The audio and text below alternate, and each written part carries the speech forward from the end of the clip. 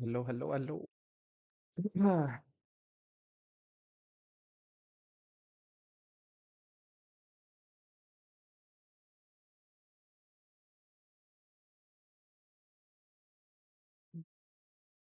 mm-mm.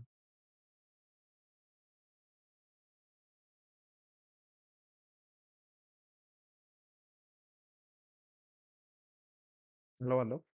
Can anybody hear me? Hello.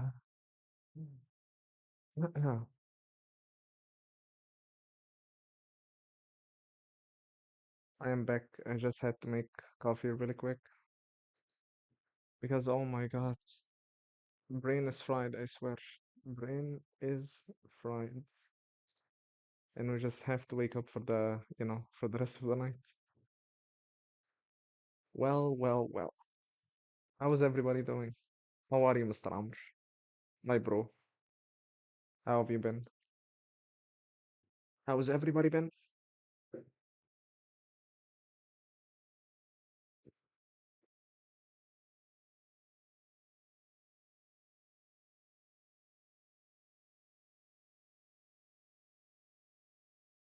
I'm just gonna set up everything. Um, so today I'm gonna be doing حبيبي الحمد لله على السلامة. My bro, أخويا والله. Uh, it's been, it's been just a couple of days I couldn't stream and yeah, there was just a bit of a pressure at work and I was feeling the burnout. So I had to like step back a bit and take some time off, you know, because I have been going like non-stop off stream and on stream. I haven't taken time off from work or from Blender, but I just decided to, take a step back from content because, oh my God, it's a grind. Like, you can either keep going at like a normal pace or just, I don't know, you still risk like burning out and stuff like that, but it's okay. We're here, we survived. You can stream gaming if you want. Yeah. I am planning on doing that for sure. Uh, I'm building like a channel with my friend that we are planning to stream on anything, literally variety games like, like Beak or Elden Ring, um, or Valorant or League. There's a lot of stuff that can be played that you can have fun with. Um, but yeah, I hope everybody is feeling good and that everybody's having a good day.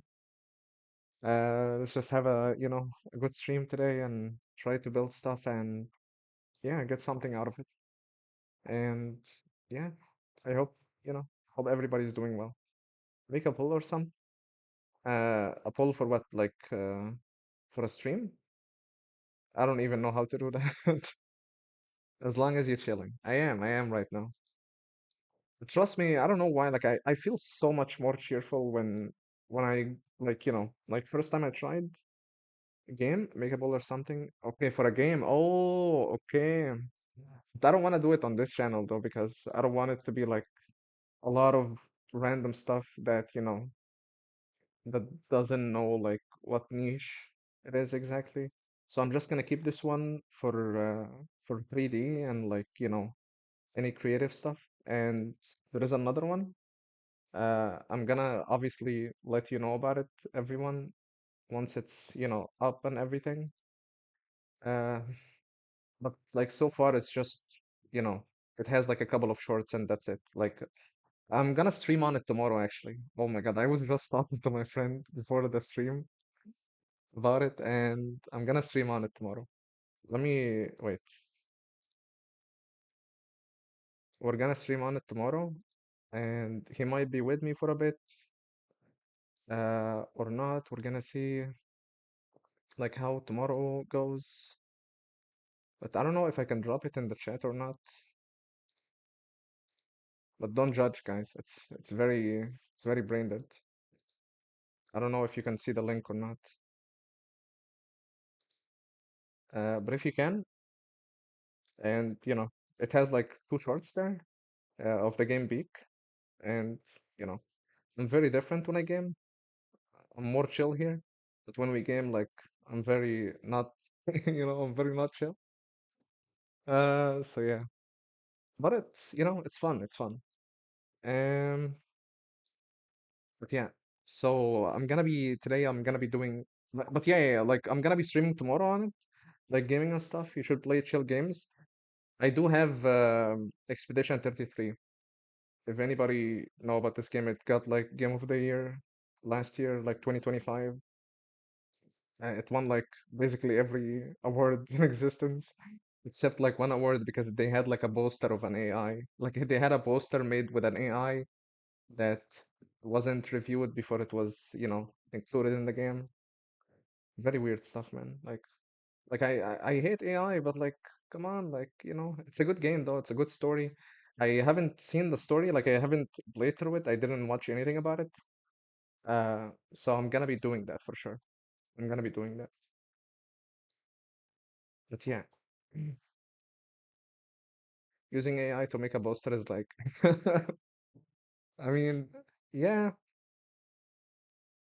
yeah, using AI to make a poster.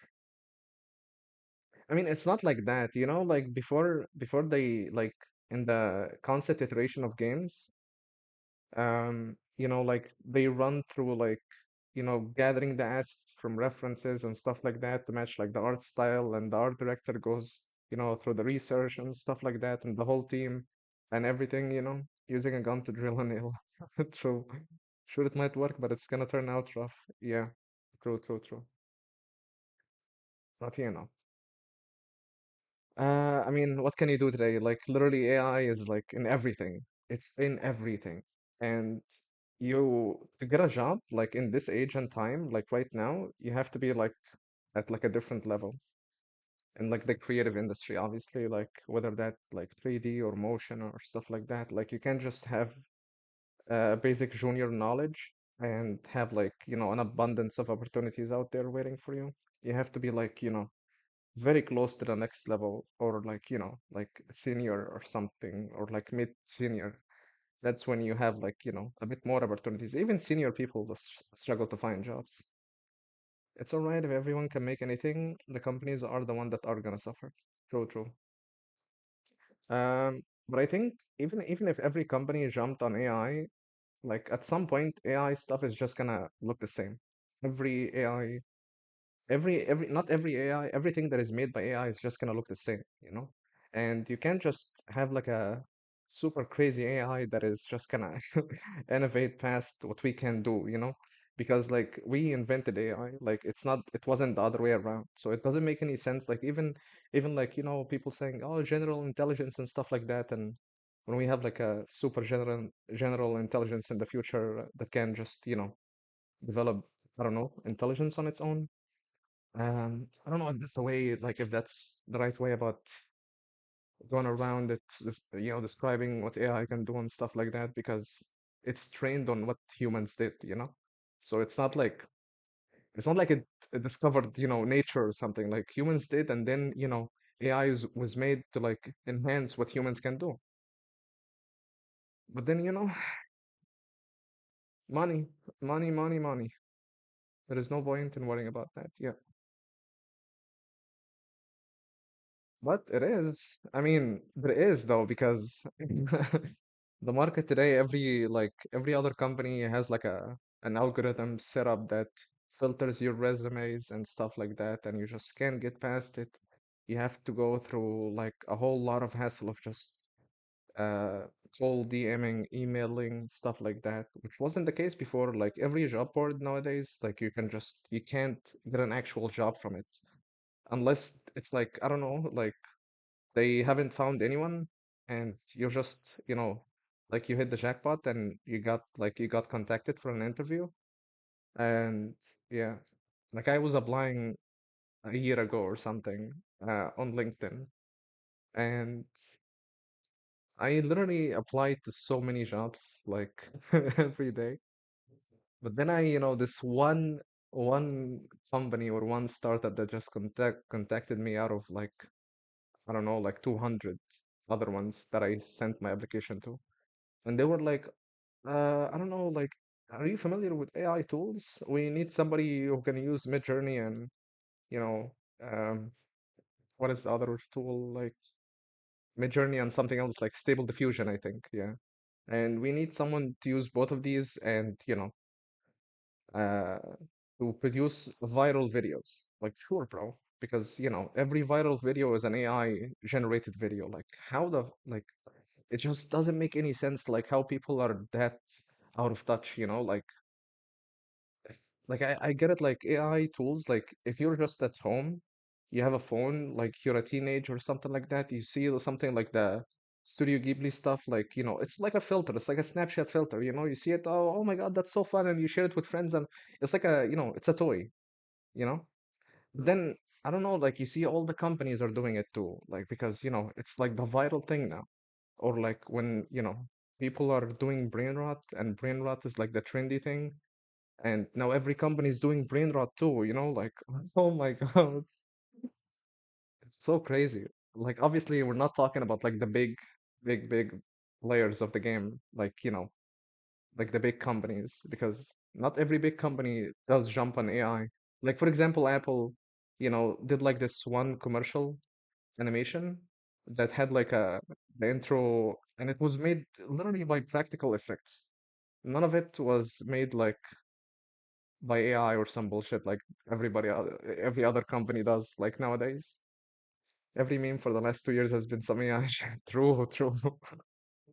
Um, I don't know if you've seen like wait, so Apple commercial, like it was like, and they made it for like I think Apple TV or something. Wait, let me, I'm gonna try and find it because it's still very impressive, and people are just still gonna dump on it and be like, oh my God, I can create that in AI in like 2 seconds. Like, oh my God, bro, okay. It's just the love of the craft. Like, literally, people still do what they do because they love the craft. Chill, I have seen. Yeah, the Apple TV Plus intro, exactly. It's so crazy. And like, some people are actually toxic about it. That, oh my God, like you're doing that by yourself. Like, you have to spend all these hours doing what you do.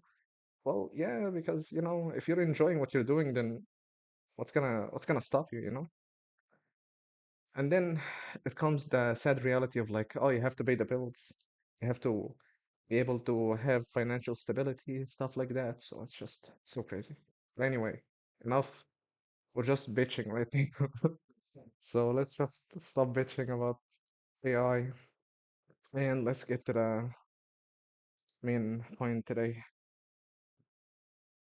AI has some genuine usefulness, but then companies are overhyping it. True, true, true. Like the bubble and stuff like that, the AI bubble. Um, it does. Like in my opinion, stuff like ChatGPT, or like any chatbot that you can talk to that can tell you answer your question. It's like an advanced search engine. It's like, yes, let's go. We will. I would love it if AI could do it topology. True, true. I mean, not just retopology. Like literally, there is a lot of ways that AI can be useful for a lot of tools that we just hate doing. Or a lot of like methods that we don't like really doing, but oh well. Uh, so I wanted today to like do the stream about simulations, like cloth simulations, soft body, stuff like that. I've been experimenting yesterday, and let me show you some results that I did get. Ignore like the colors and everything. That was literally 3 a.m. So past midnight, I was like brain is fried, and I'm just trying to slap on some colors and you know and get like this effect of like a sponge being pressed by like this marble ball, and a stack of like sponges being falling onto each other, and I don't know if this, like, initially I had like a rope here. You should get some sleep, bro. I will. Initially I had like some rope here on top, and but then I I was like, never mind, like let me just remove that. So let's just try and recreate something like this today. And I'm gonna talk about like everything that I faced that was like, it was a hassle to go through and experiment with a lot of stuff. Kind of look like undried clay. I mean, it is what it is. Texturing is just, it needs like like a fresh eye. So let's see. Oh, you're talking like how the thing feels. Okay, okay, okay. Uh, we'll see, we'll see. So hopefully we can recreate something better today. Right. Okay. So I'm gonna set up everything here so we can do some good stuff. So let's like I think we should start with the easy stuff. So let's start with some cloth, right? And like how can we do like setup to just have cloth be interacting with different things, inflating, deflating, and stuff like that. And like, see if we can just get interesting results from that. But to be honest, I don't have an idea of what like what the what's the point of it at the end. Like, is it gonna be like an animation or like a visual? I don't know what we should do to be honest. We can like for sure I'm down to do like an animation for sure. Mr. Dia in the chat. Hello. Um, so this guy, Mr. Dia, Ahmed Dia, who's saying hello. This is my friend that I'm gonna be streaming tomorrow with on the other channel, and we're gonna do like gaming stuff, and we're gonna see what we're gonna be playing, but it's gonna be variety, and it's gonna be around this time. It's not gonna be very early. It's gonna be around this time, like 6 p.m. in my time. Um, so yeah, and we're gonna do like variety games and stuff like that. You should make an animation of clay slowly dripping. Oh, oh my God. Clay slowly dripping. Hmm. So we have to just find some references for that.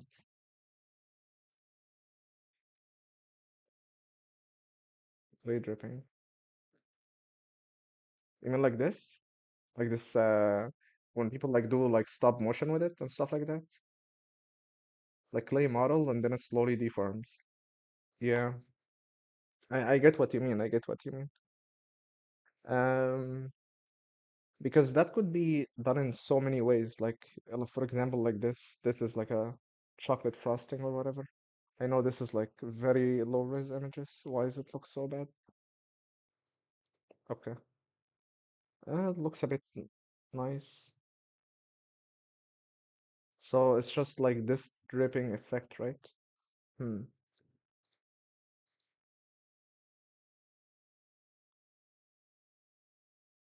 We'll get to it. We'll get to it. Because we can do that like as a fluid sim and we just slow down the whole simulation and make it like very high viscosity and it's gonna flow very slow. So that's not really, like a soft body simulation. Soft body simulation is like it's like, sponge, balloons, stuff like that, it's like stuff like that is rubbery or has some type of elasticity, like that you can deform it in ways. Maybe a bot or something deforming? Yeah, yeah, yeah. Okay, okay. Uh, but I think we should start with cloth first, and let's do cloth today. Not today, like at the beginning, and then we can, introduce like ease into like introducing soft body stuff. Um, because there is a lot to unpack with soft body. There is so much to unpack there. So let's just start with like some cloth stuff. So I'm gonna just do a plane here, and I have screencast keys here on the side. If I'm missing any hotkeys, you can just look there, or you can obviously ask. So no worries. And also with simulations, scale is always very important. So don't just be like, let me throw a plane and scale it up and just call it a day and, throw some subdivisions on it and that's it. No, like it's really, really important. So just keep that in mind if you're doing something, that belongs in a project and you have like multiple factors affecting the simulation and stuff like that. So right now we don't know what are we going to be doing with this simulation, so I don't know, we should look for references. Wait, let me, I have a bunch of references on saved up here. So let's just look for something that, hold up. What if anybody have a good idea of what we could do with the with soft body, I mean cloth, just let me know. Wait. This is, wait, hold up. Okay.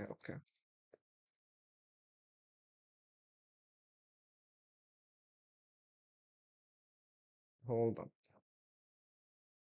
Okay, so this is one of Microsoft's projects, the Copilot stuff. Sorry for the flash, because I know it's very bright. So look here. So there is like this subtle lift up. I know you can't really see it because of the border of the application.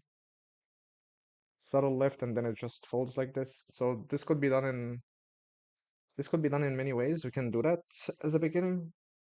We can do it with like a wave modifier. We can do it with cloth sim. We can do it with cloth sim, and we can do it with a wave modifier. We can do it with a cloth sim, and we can just control a bunch of force fields, like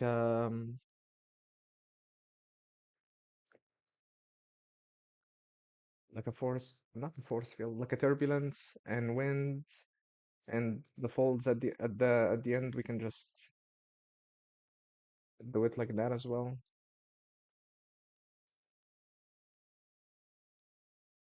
like these folds.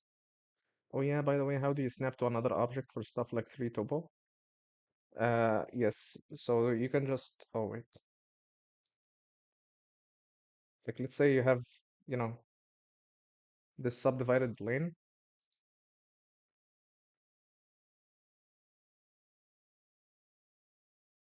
and let's say it's just, let's deform it a bit,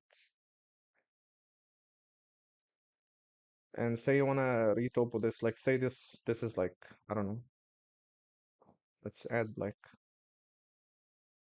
okay, this is very, you know, very hideous, plane. Let's say we wanna just retopo this. So if you wanna have like snapping enabled, you just enable the magnet here and you enable it to be on face, the snap target, and face project. The snap target, I mean, the snap target would be face, and then you align rotation to target, my bad. And then you create a plane and just choose anything in the center here, bring the plane up, and, you know, it's gonna be like that basically. And you can just, as you extrude and do everything, it's just gonna snap that way. And let's see.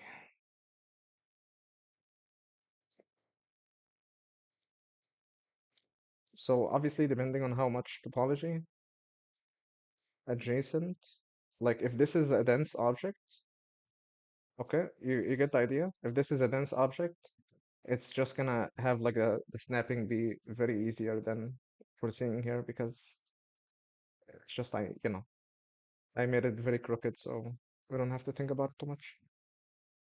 So let's see. This is also a cool simulation here. We can do something like this, the way it folds here, or this.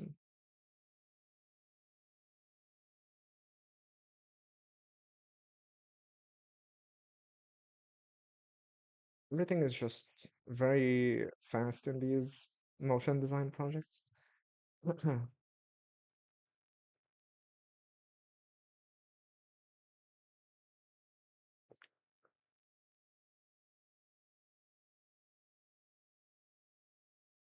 This one is so cool. I've seen this one like this one. I've seen it like millions of times. Oh my God, so nice. And this part too, it's crazy. I mean, they have entire teams working on them. Yeah, yeah, yeah. It's it's one studio. It's not real. It's called Not Real. You can find them. Wait, hold up. You can find them on Behance here.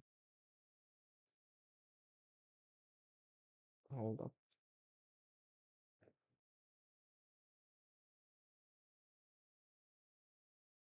Where is it though? Oh, okay. It's this studio. That's my aspiration as a 3D artist. To one day, hopefully, work in a studio like that. Either them or a studio that looks like that. Because they are so insane. They do some crazy stuff. It's so crazy. Like some of these projects are just, oh my God, on another level. So yeah, this is a good example of soft body stuff, but it has a lot of details. Like I've seen it, it has like an insane amount of details. This one too. This is very cool. Like,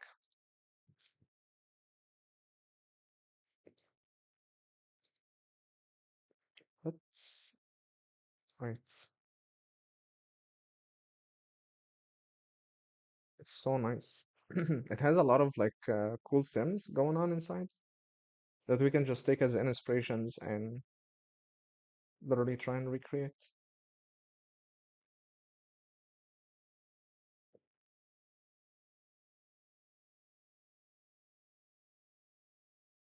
It's crazy.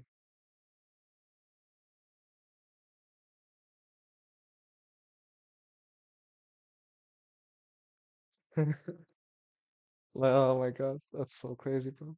Like for example, this part, I've tried recreating this part, like the ball falling on a rope and staying there, and I still need some time to figure it out. But you can just feel out the flow, like everything is flowing very nicely. But it's a very good reference to study from, you know.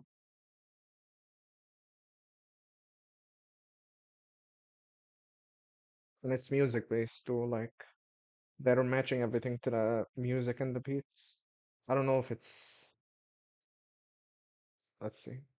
I hope we don't get in trouble by showing this.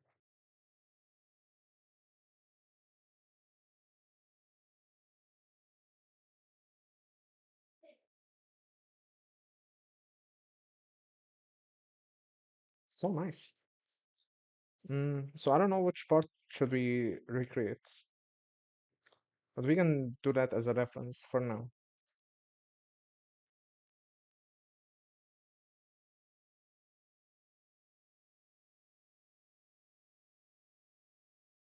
Like for example, you see this ball here? It's pressing against that.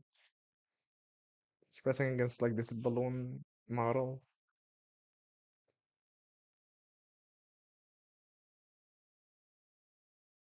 But like for sure, this is obviously not all of it is simulated. There is a lot of manual animation going on. Maybe all of it. I'm not sure if it's all of it, but you know, some of the stuff you can get with simulations, and some of the stuff you can't really have, you know, well-directed shot unless you just, you know, recreate it manually with like, you know, put down every keyframe and stuff like that.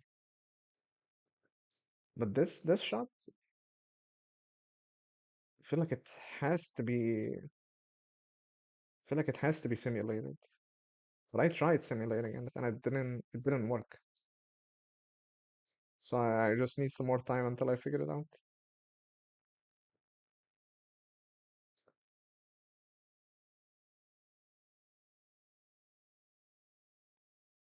That will be a lot of keyframes though. I mean, yeah, I mean, we're not gonna recreate everything.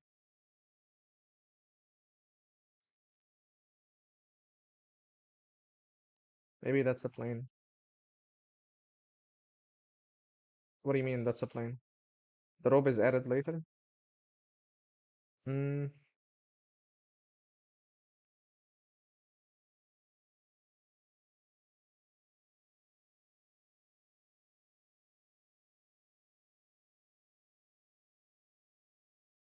after breaking the ball's motion. No, I feel like the ball was a rigid body,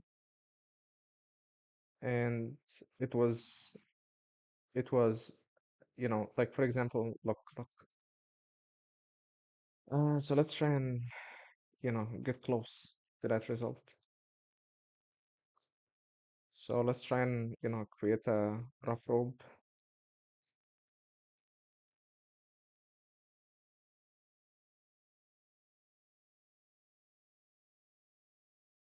Um, okay, so we're gonna do.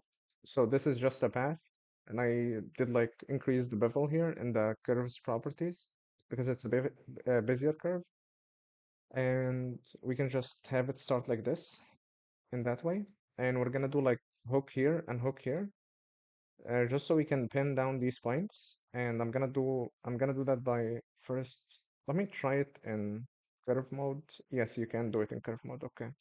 So you can add the hooks here and doing Control H and hook to new object, and it hooks it to an empty object. And when you go to the modifiers, you can see that it created a hook modifier, and that hook modifier determines like you can control a lot of stuff with that hook modifier by just, for example, doing like a weight paint here and say like how much of this hook is bending down when we start the simulation later.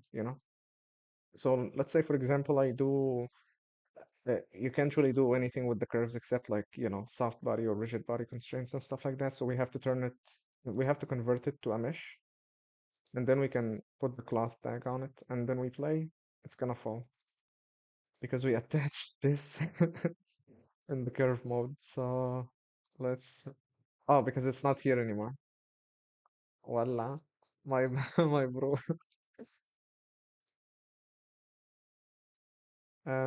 So let's recreate it again.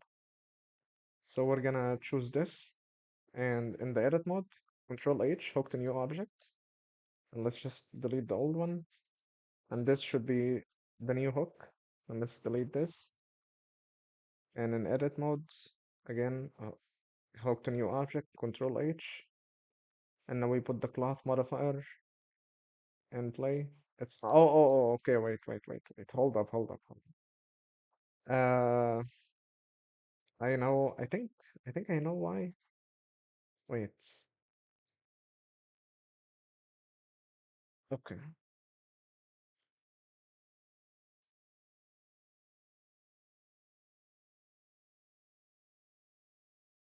So this is working fine.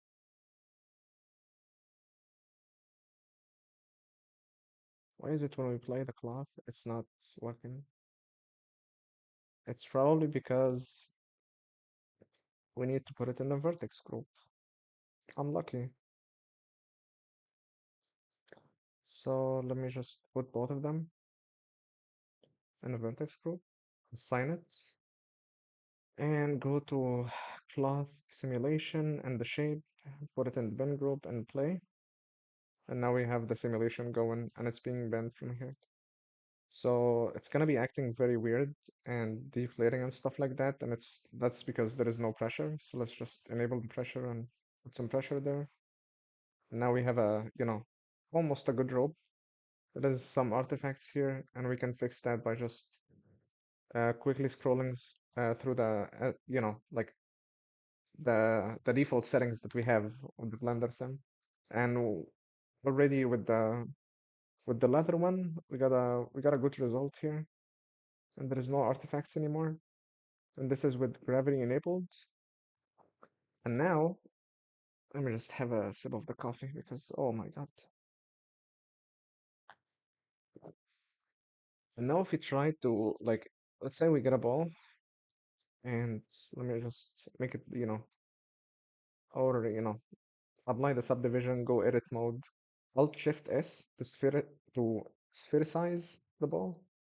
Yeah, to make it a sphere.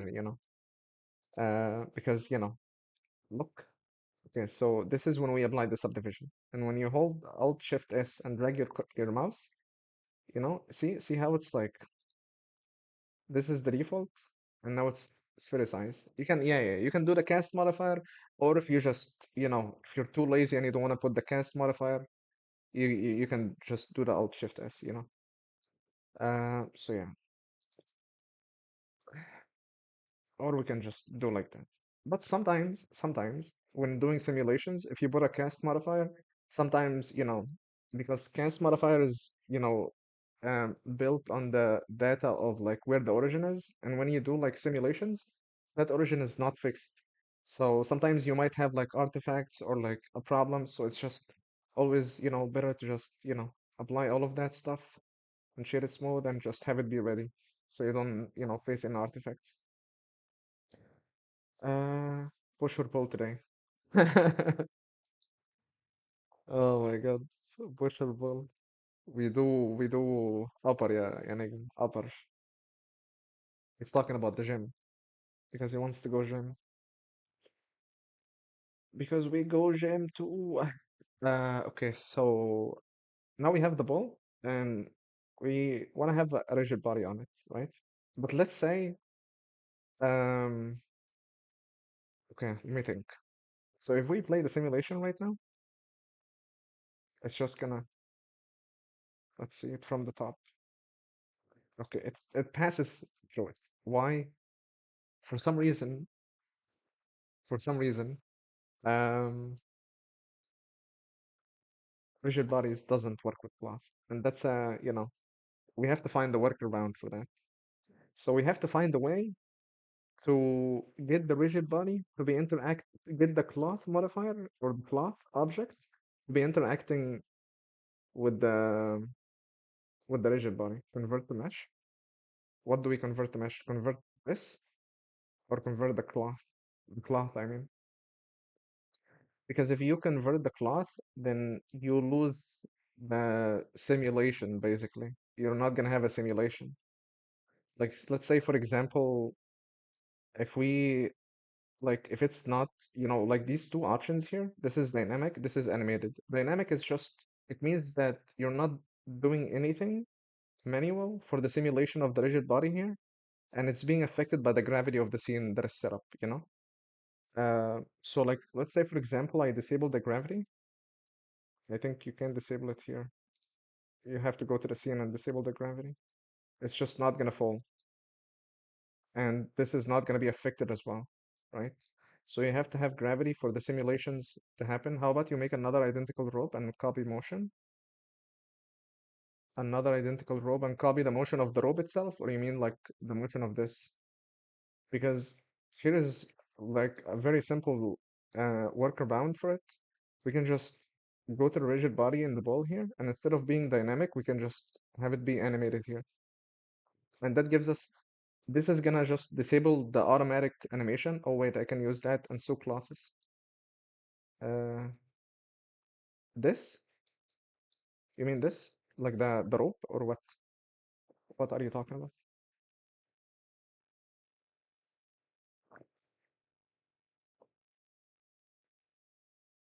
In the rigid body, if you choose animate it, you can just literally animate the ball from here, like from any point, like manual animation, and just go down here and have it, like intersect a bit in the cloth, and it's just gonna deform the cloth here. Okay, never mind. It's not deforming. And why is that? It's just because we have to duplicate it, and on this one we add a collision, remove the rigid body, and parent for the ball that has the collision tag, parent it to the rigid body. Let's see if that works. And boom, it works. And why? That's just because one has a rigid body, and let's say we disable this, right? Okay.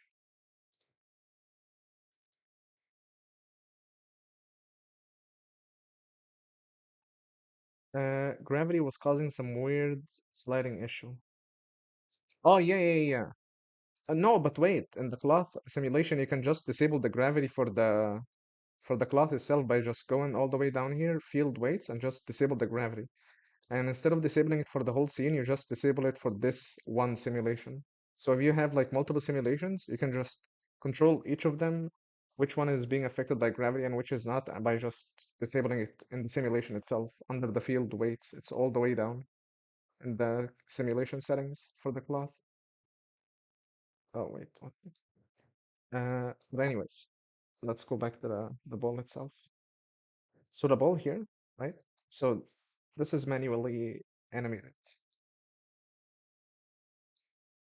And because we have like a collision cage on it in the collision here, and there is also thickness outer, inner, and there is thickness to the cage of the collision of the rope itself. So we can control that as well by just lowering the distance here under the object's collision. And that should have like a, okay, it's still not very good. So we can lower this down as well, the thickness outer. And now it's very close. We can lower it even more in both the simulation and inside of the collision tag as well. So let's see.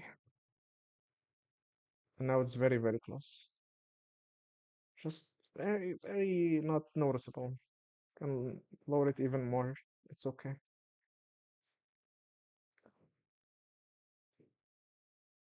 Okay. That's good. That's good. See, so now it's like, very close to touching. You're not even gonna notice that it's like that because like if you do like if you put a camera or somewhere or something, you're not gonna be looking so close like there, you're gonna be probably looking like this or like that, so you're not really gonna be seeing it if it's like, not intersecting or not. Um, okay, so we have it like that, but now we wanna have it like let's say we start here, right? And we wanna have it like roll down and just roll on it. Um, so we can do, I'm thinking, I am thinking. So I'm thinking that we can do like a collision cage around the rope itself. And okay. So let me try this. Let me try this. So I'm gonna repurpose some of the geometry from the rope here. And let's say we take this loop and this loop and we duplicate it and we separate them from the model and we remove the cloth simulation from it and go edit mode and let's make it a bit wider. But then see the problem here is that this is not going to be following the deformation of that rope. So that's already a problem. Like even if we do like have like a rigid body on this, right? Like if we don't have a rigid body on this and it folds, it's just gonna let's see. Maybe we can do like a passive rigid body on the rope, but it's not gonna even do anything. So let's see. So when I face a problem like this, I just literally drag everything to the side and I just try to do it on simple objects just to be able to understand like where the problem is. So let's say we have a cloth here, right? So we want to subdivide it and we want to pin the corners here for that in a vertex group. And then we go to the simulation, put a cloth tag, go all the way down to shape, pin them, and okay. Now if the ball is here, it's just gonna pass through, right? But let's say that there is no gravity for the cloth. It's not affecting it. So why is it not affecting it? Is it because of the collision? Maybe you can like change the shape of the collision from convex hull to mesh and see if that it doesn't. Okay. Maybe it deforms. It doesn't as well.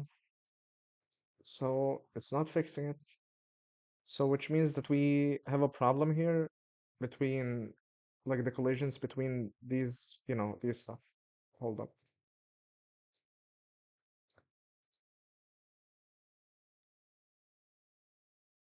Okay, my bad. Anyways, uh, So we disable this. So we want to find a way so we can have this ball affecting the deformations of that cloth. So we want to have like an interaction between them. Should rigid body be passive? If it's best, no, no, no. It should be active if you want to have it be affected by gravity or by any force field in the scene, right? So let's say like we put a force field here, force, right? And we want to have it be a negative force field. So, it's acting instead of the outward direction, it's acting in the inward direction. So let's see.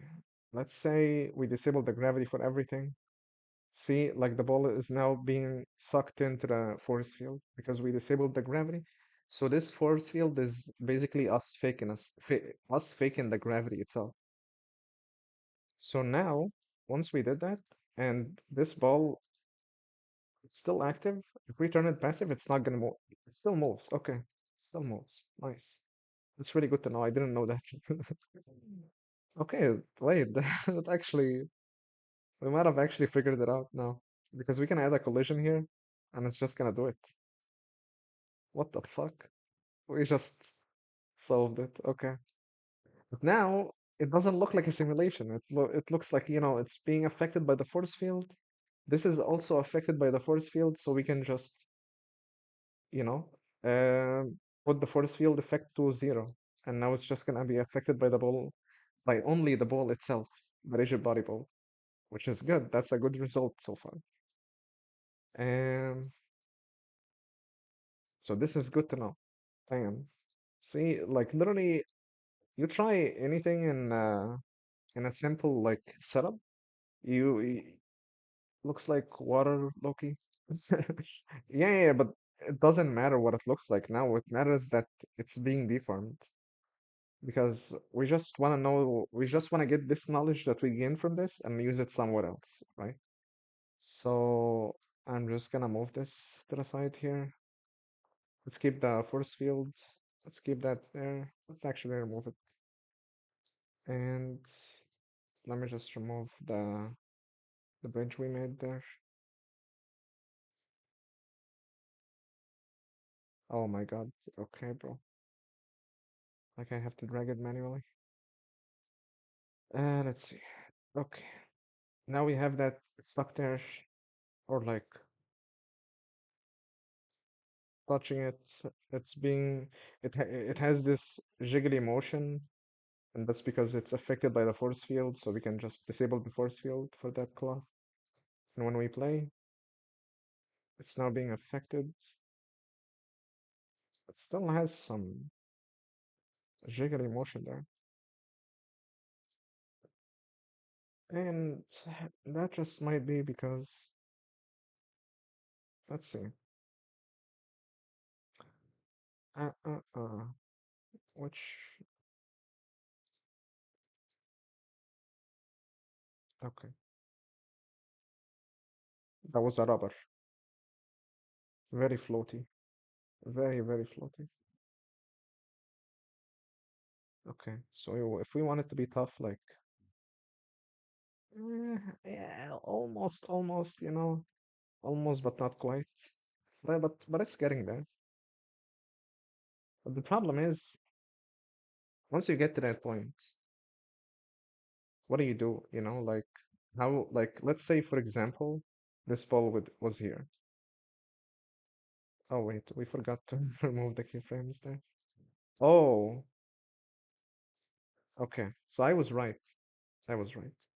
The passive doesn't work like that. Wait, what? Hold up. So the keyframes is what is causing the animation itself. Damn. Interesting. Okay, so passive but animated. So we don't have animation on it.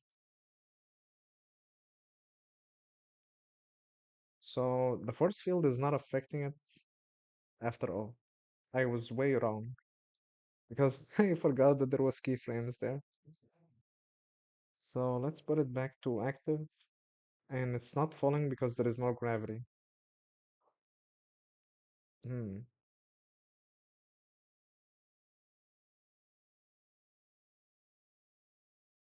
I'm just thinking at this point. Hold up. Um,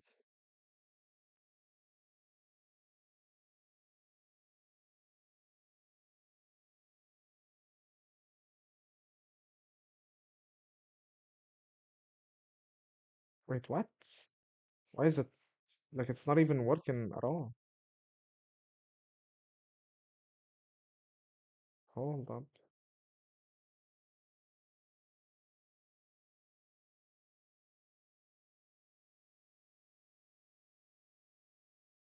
Okay. And if it's passive? Hmm. Okay. So it's not deforming. Mm-mm-mm.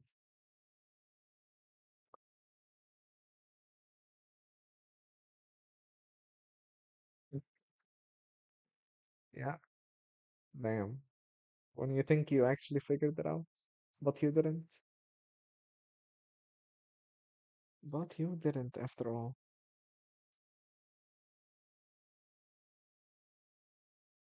So even if it has, like, it has collision, but it's still not affecting it. That is crazy. Yeah, that's why I'm scared of simulator. I mean, that's how, like, literally, that's simulations 101. You just have to, you know, you just have to be very patient and just go through the trial and error. So again, let's just move everything to the side.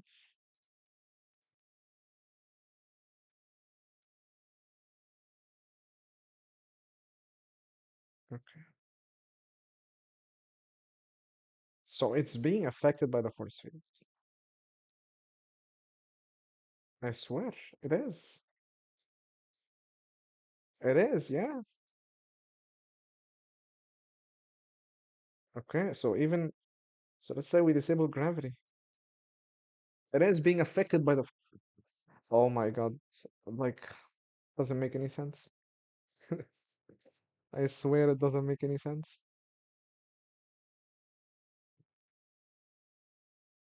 So let's bring it back.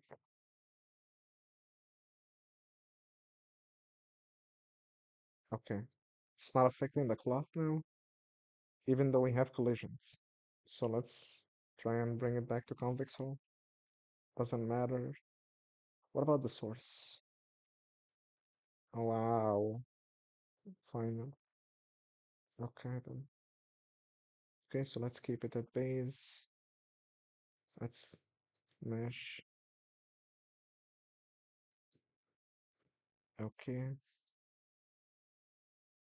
Um, so let's lower the effectiveness a bit,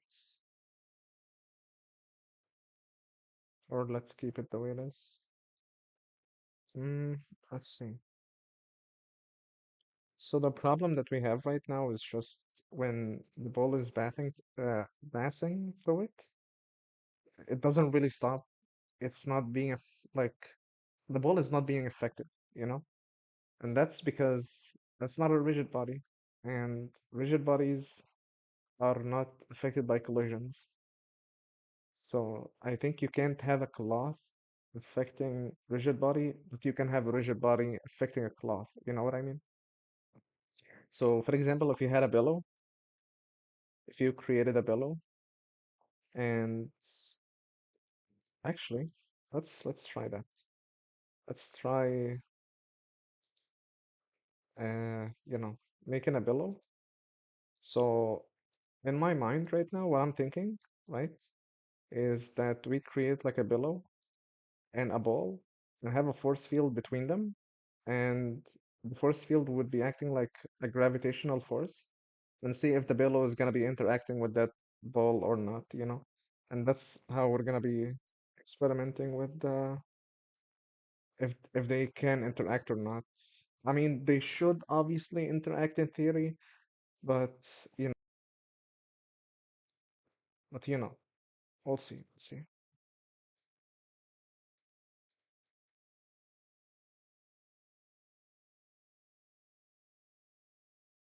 It's just very, very crooked design. Doesn't matter what it looks like, you know. We just wanna, what matters is that we have like a good topology. Uh, like enough topology, I mean, not good topology, my bad. Really doesn't matter if you have good topology or not. I think we just get rid of that face. No, never mind. Let's see. And we just put some pressure. What is the pressure? Am I blind? What? What is the pressure? Oh, oh my God. Okay, too much pressure. Doesn't matter. It's okay. So it's being affected by the force field, which is nice. So that's a bellow. You can have like a sewing lines, you know. I don't actually remember how to do it, but maybe we can do it like this or no. I actually don't remember. Okay, maybe like that. I don't know. No, not like that. I think in shape. No, but shape is just gonna pin it.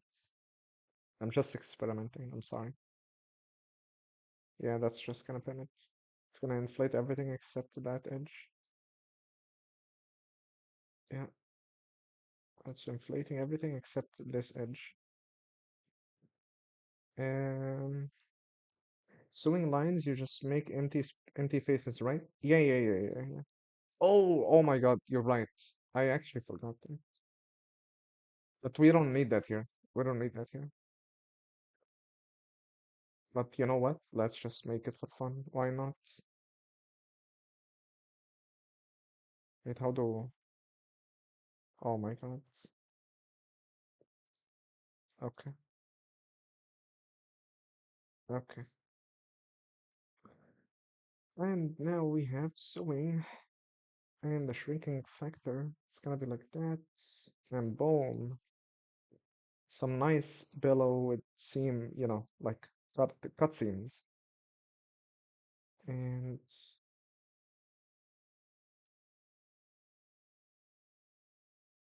okay, it's not sewing all the way. And that's probably because of the collisions. So let's enable self collisions as well. I'm so ADHD. Why are we making a billow now? Oh my God. Uh, let's see. It's fun though. It's fun. Still getting the same result. Brother, I don't want it to look like that. Uh, uh, uh, uh, uh.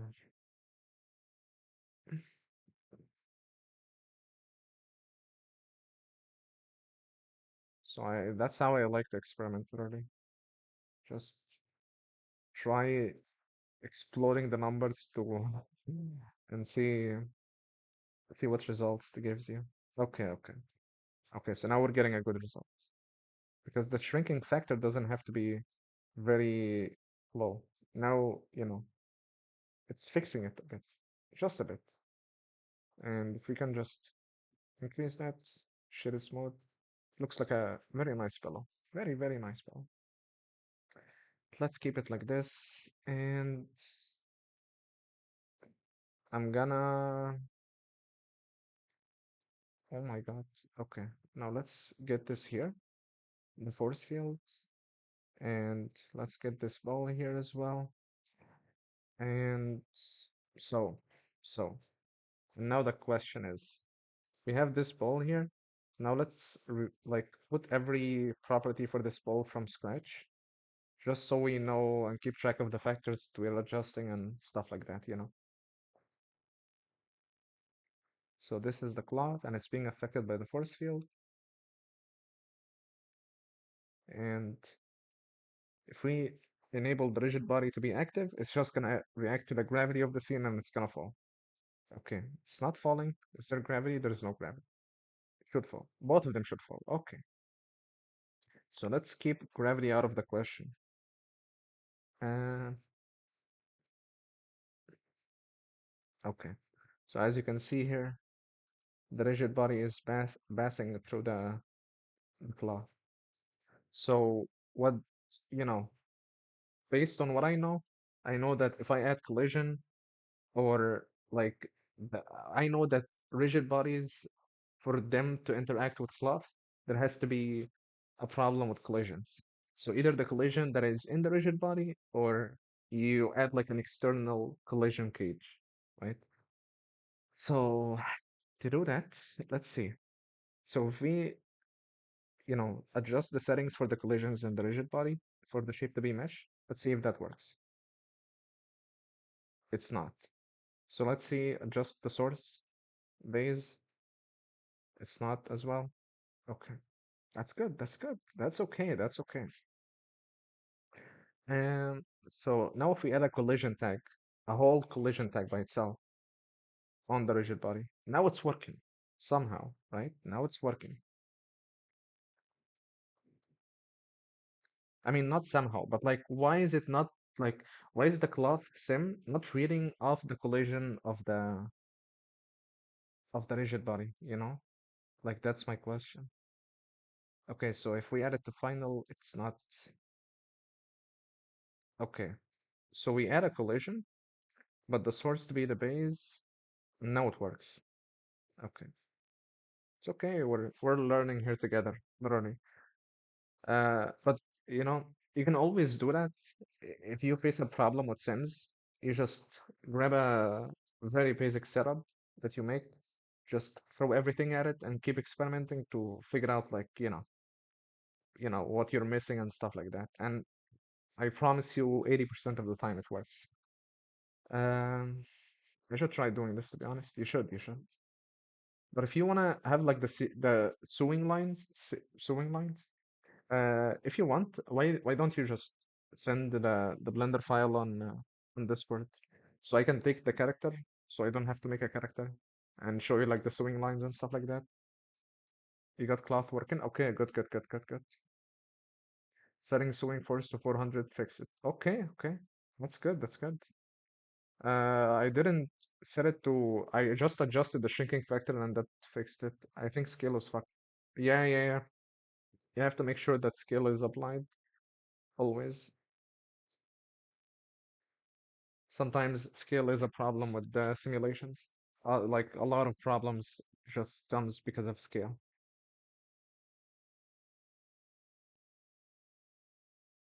But yeah, okay. But now we got this problem out of the way. So they're interacting now, which is good.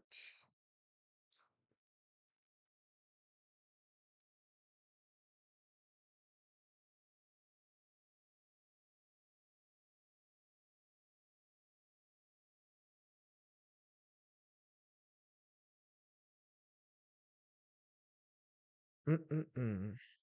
So let's say we bring back the gravity, right? And we just have that face down. Put this in the center, raise it up, and let's just say let's disable the force field. And we're gonna disable the gravity for this one and see how this simulation is gonna run. Okay, so it's doing the same problem again, which is intersecting through the cloth. Like it's working, it's still interacting, it's pushing it down, but it's literally passing through it. It's not affected by the cloth simulation itself. Hmm. So how can we fix that? So now this is because this is literally the core of the problem that we have with this rope simulation here. So let me just get rid of this, clean the viewport a bit. Let's see.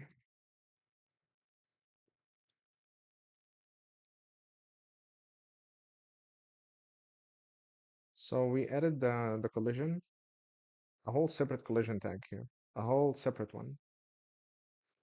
Heavier than it? Maybe. You could be right actually. I mean, yeah, like it makes sense that it is heavier, but it should work in theory now that we're reducing the mass, and it's still going through it. But I believe that the problem is just something to do with the collisions here. Because even if we put this to like a very, very low number, it's still gonna pass through it. So heavier means that there is more effect from the gravity. Maybe like if we increase the bounciness, like it's gonna bounce off the surface, but it's not bouncing.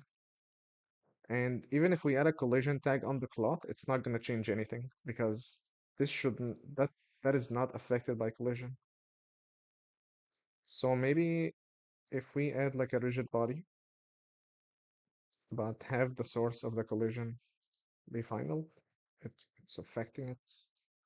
Okay, okay. So for it to be not affected by gravity, we have to put it to passive. And okay, so now it's affected by it, but that like there is no like like it's acting like an actual rigid body, you know? Like it has no cloth effect, nothing is going on. And no matter if you change the order, it doesn't matter. But let's say we play with the base here, like the collision settings. Maybe use a lattice and deform, but that is not gonna work with the simulation. A lattice is only if you're planning to do like a mm, like deform something to a shape that you have, like let's say for example you have a tube like like a cylinder like this, and it's just hollow from both ends, and you have like I don't know, like this ball is very very big, and you just want to have this ball deforms and goes in. So you can do like soft body, or you can just put the lattice and do the lattice modifier to just have it so that it deforms the ball inside of it. So that's only to just do this. I think that's a limitation for for what we're doing here. So it's not really gonna be working with this. So let's say like this stops that, and we already got this part, right? So we wanna have this ball be affecting this. It's just simple. So let's say we remove the rigid body from it, and we have collision here.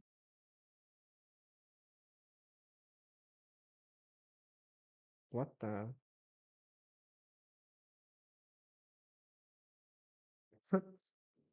Why is it falling with it?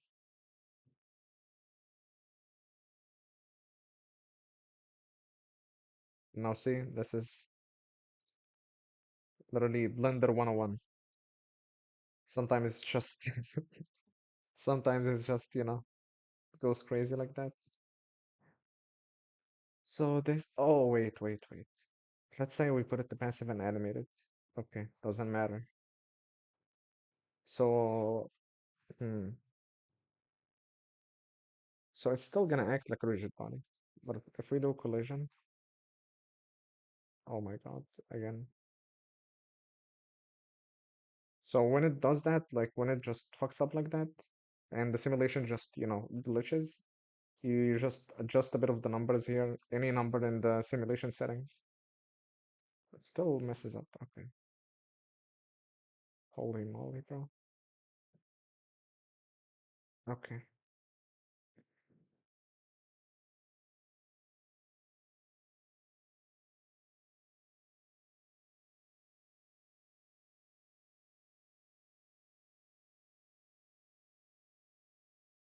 Like I have an idea that, what about rigid body constraints?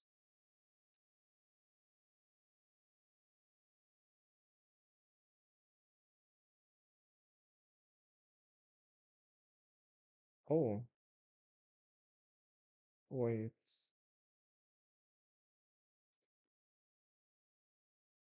So there is constraints that we can put to the rigid body. I did not play with this before. Okay. It's not breakable. Disable collisions.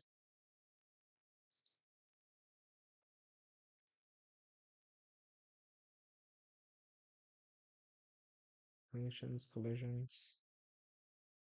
So that's just a collision tag. Pipe fixed. Generic spring. Nope, nope, nope, nope, nope. What about breakable? Mm, it's okay. Okay, let's say.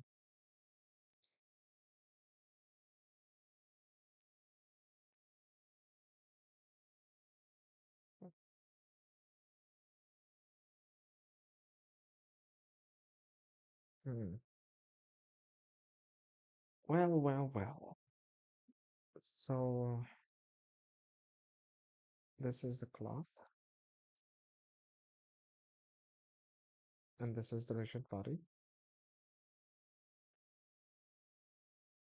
Let's remove the constraints. And this is the shape. Maybe friction is too low. Nah, not a chance. Oh my god. Well, well, well. Well, well. Oh my god. Well, well, well. Look who it is. Oh my god.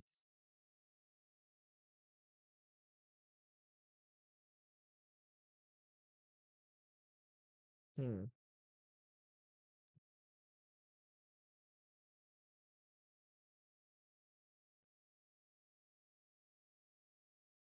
I am thinking that it might be elite ball knowledge. Maybe it's something here.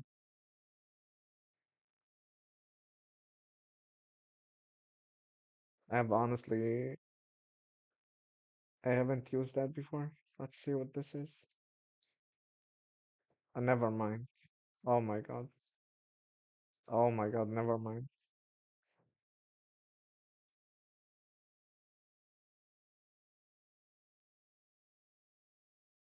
Maybe,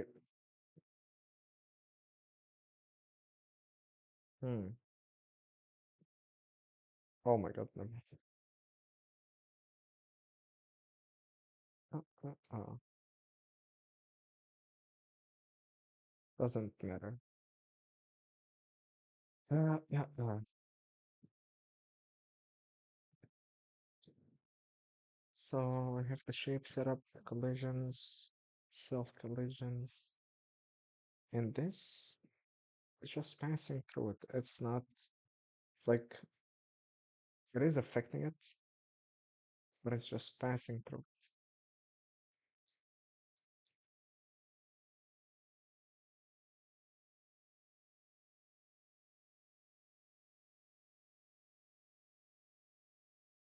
Mm-mm-mm.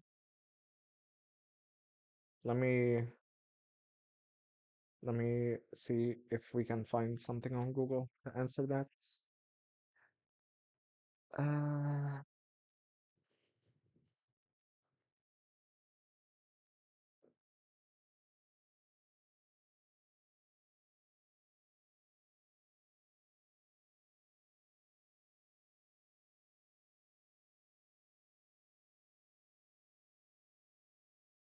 Google never disappoints, you know. Never disappoints. Pa, pa, pa.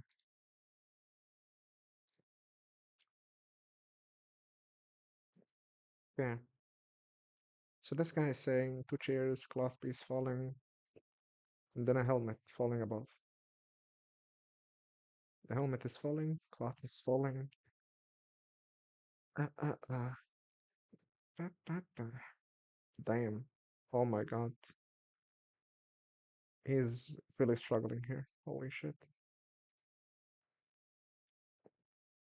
Rigid body simulation. You need to ensure correct shape for the rigid body collisions. We already have the mesh set up.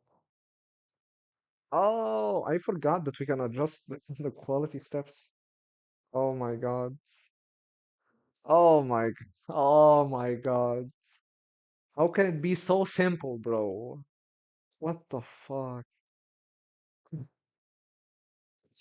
And we can just increase the collision steps here for the quality. Yay! And now it's falling with it. Oh my God.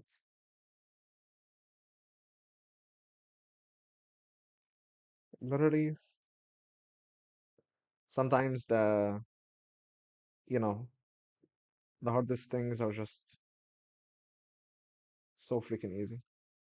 Hello, wait, okay. So now we can just add a plane, raise this up like that, and boom. Oh wait, what does quality steps do again? Okay, so quality steps. This is the part. Does it apply? No, no, no, no. So this is basically like think of it like you're giving more computation to the simulation, basically. So it's not really approximate calculations. Like there is a soft line where increasing it can lead to nothing, you know? So I've never went above like 25 for the quality steps of the cloth. Collision, again, like maybe 20, sometimes 15 will do the trick, you know? But this is basically like the quality of the simulation, basically, you know, like it's not acting like realistically. So when you increase it more, it gets to be it approximates the realism of the simulation or like the interaction of the simulation.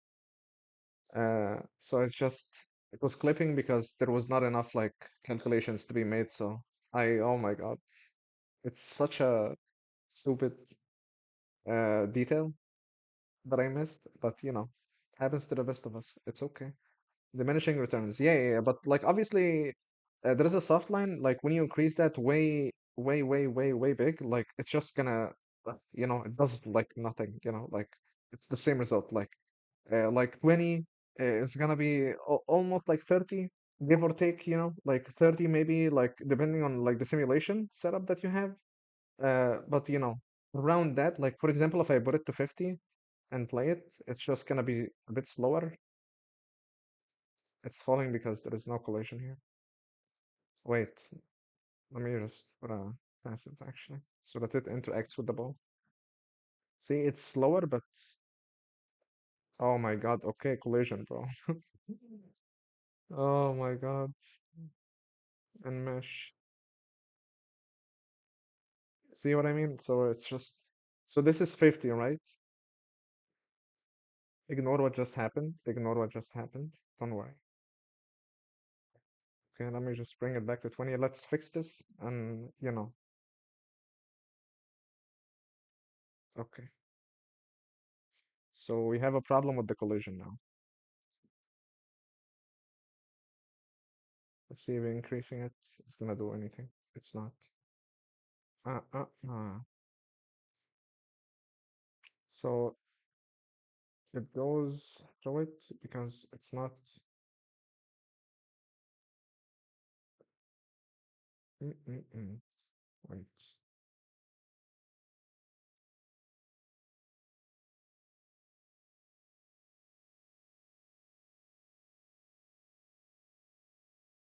Hey, brother. Holy.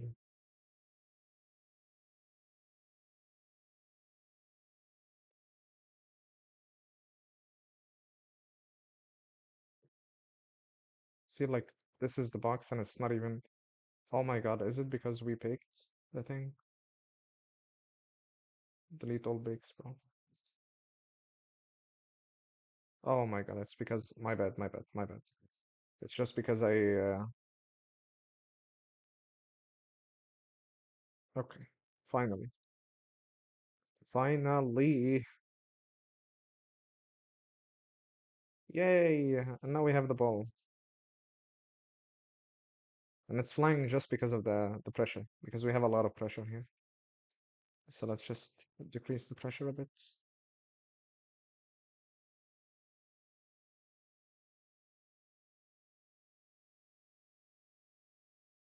Allah, I swear it looks nice. Looks nice. I'm happy with that. Just sliding, and that's probably because of the friction. So let's do something with the friction here. Where is the friction? Oh wait, not this one. Where is the friction?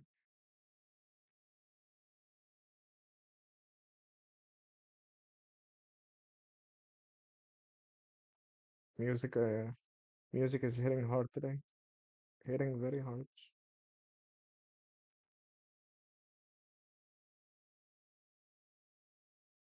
Okay, that's nice. And it's bouncy because we increased the bounciness.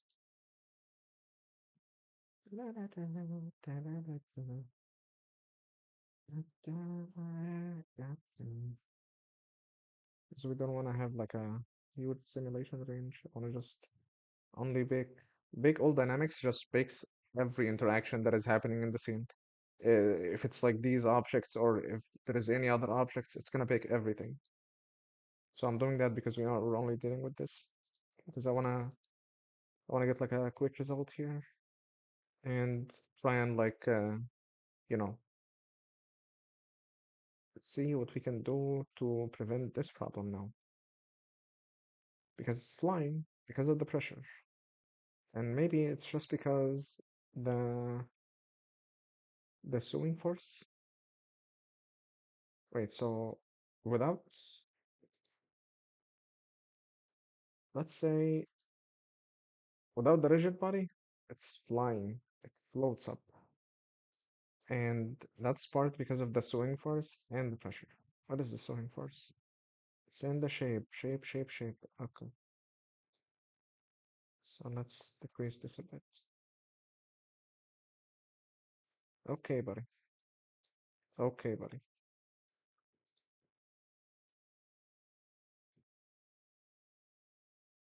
Wow. Activate gravity to bellow, maybe animate it back after first hit. Um, Wait, we can just enable the gravity for it and that's it. But it's the thing is, wait, you're actually right. Oh my God. You're right.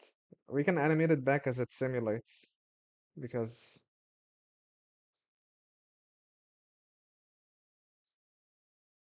okay. So let's just wait, hold up. Okay, so it's here. And wait. Oh man. I wish we had like some tools like Marvelous Designer. I wish we can just in Marvelous Designer you can just literally click on that below and move it to the side here and that's it. Here, oh my God. Cloth hymns feels like magic. Wow. It does, yeah.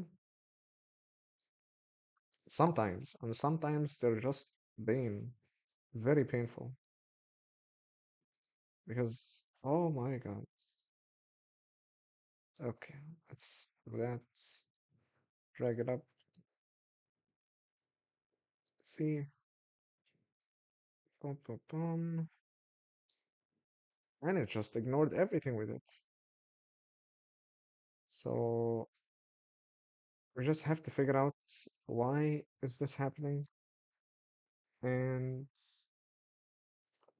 most likely,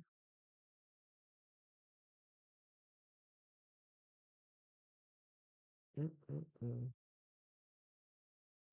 What is this? Manipulation impulses to avoid instability. Okay, let's see what that does.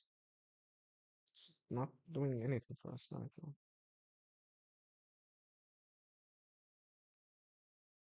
Ba, ba, ba. So we tried animating it, but it didn't work. Wait, we can just. What the fuck? Can you make sims one after another? Um, I don't think so because, like, let's say first billow, then ball. We can make the billow as a billow and then apply the sim, and then we're gonna have to do another sim on that Finish below so that it can interact with the ball, you know? But I increased the vertex mass right now. Let's see if that fixes it. Okay, it does. It does. Because now the effect of the gravity is more, you know, it's more on it. So that's nice. That's nice. But like, oh, sorry. Excuse me. Oh my God, I almost choked on my saliva. That's so funny. Imagine if that's the way to go. That would be actually fun. So let's decrease the suing force. Why is it so aggressive? Like, brother, relax. Oh, it's because of the shrinking factor. Okay, that's it. My bad. And now we can enable this. Boom! Oh my God. Finally. And it's gonna fly again. Oh my God, I swear. Killed by billows. Literally. True. But hey, that's a nice result. But I think the problem here is just there is no friction. There need like maybe it's the friction. What is it? Pressure? Because it's trying to maintain the volume that is created. So maybe it's the pressure scale. So let's just reduce that all the way down. Oh no, what the? Oh my God. Yeah. Oh my God. It feels like, cracking the atom. I swear. When we do progress with these sims, it feels like cracking the atom. So we're trying to find like a soft spot here with that pressure. So pressure scale? Hmm. I swear I studied physics, but I don't remember what pressure scale meant. I know that pressure scale is like if you have like a if you have like pressure being applied to an object and that object resulted in a new volume due to that pressure, then that new volume is an indication of that pressure scale. So if you reduce that pressure scale, it means you're reducing that resulting volume. So it should mean in theory that if we reduce or keep that pressure scale and decrease that pressure, it should give us what we want without sliding, please. Oh my God. Okay, so there is friction on the surface response here. Maybe in the collision. Oh wait, I haven't. Oh my God, I'm actually. I swear. Sometimes I just wonder where is my brain? I swear.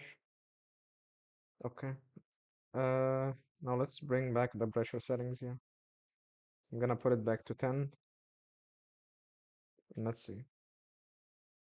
I forgot that there's a collision tag on the ball that we can just, fix. And now we have intersections because of this. Oh my God. If we, okay. Mm, it's not that bad. We can definitely make it better by, I swear I feel like I'm focused more on getting that result looking nice than just focusing that we're doing this for the rope. I feel like I'm almost forgetting that we're doing this for the rope. But it's fun though.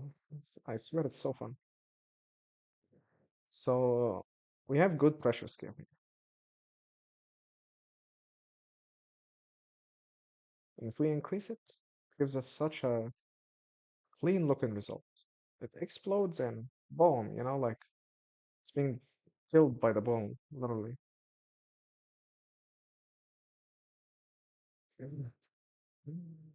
And so let's see.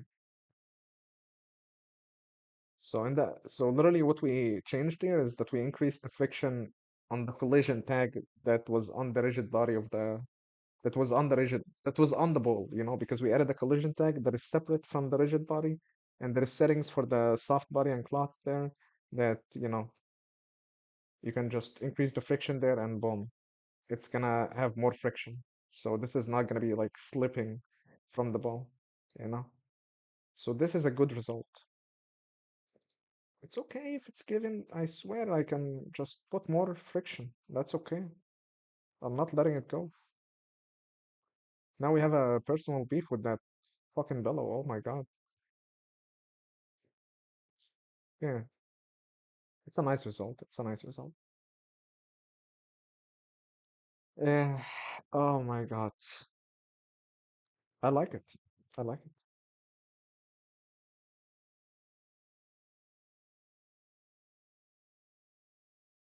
What the? What is that jiggly motion? Oh my god.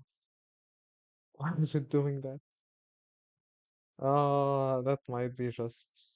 Mm, mm. That's from the ball for sure. Oh, wait. It might be because we didn't match the collisions and the cloth with the collisions in the ball. That should fix it, I hope. Please. Oh, it's still bouncing. You can see that. It's gone so creepy.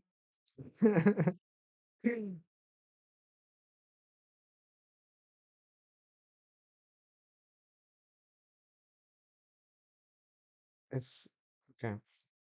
So this see this is an artifact. Like if you're doing like just a visual render and say, oh, like this is a nice result. I'm just gonna put the camera, take a render from that and call it a day. But if you're doing like a simulation, this is not good.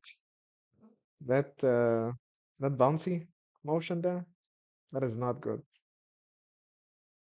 So yeah, then behave.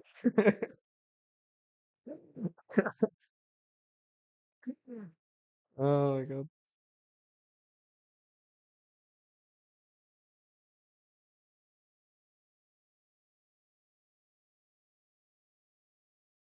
I know. That's what are we gonna do? What are we gonna do? What are we gonna do? It's very bouncy. We have to. What can we do here?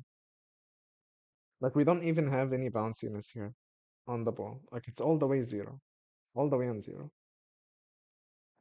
Threshold of distance near surface where collisions are still considered. Okay, so this sensitivity, it might be the problem because it's telling you this is the collision margin. So it's basically it's telling like we have the collisions set up for both of them to be on 0.001. And this margin here is saying 0.04. So let's just try and lower it, see if that's gonna fix it or not, because that's, attached to the rigid body settings. Hopefully it fixes it. We'll see. Hold up. It did. It actually did. I'm not sure why it's bouncing like that, but it did. We can just increase the mass now, like of the ball itself, so that it doesn't bounce that much. It's still bouncing. Maybe it's from here. So we have to match the collision or the margin here as well, because don't forget that this is a passive rigid body. So let's see.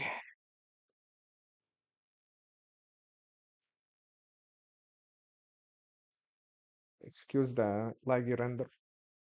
Oh my God. Now you change one thing and everything messes up, I swear. Oh my God. But the ball is not bouncing anymore, which is good. So we did fix one problem and then we got another problem. Like, bro. And this is probably because of the pressure here. See, it's always going back and forth with these sims to get it fixed. This is the ultra tutorial, of doing cloth sims. And oh my God. Wait 1 second.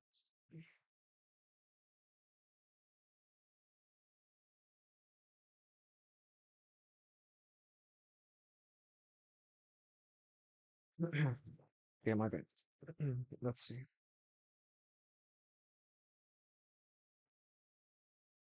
Okay, so it's still sliding, and probably because of the mass. Let's increase the mass a bit, see if that fixes it. It's doing some weird things here.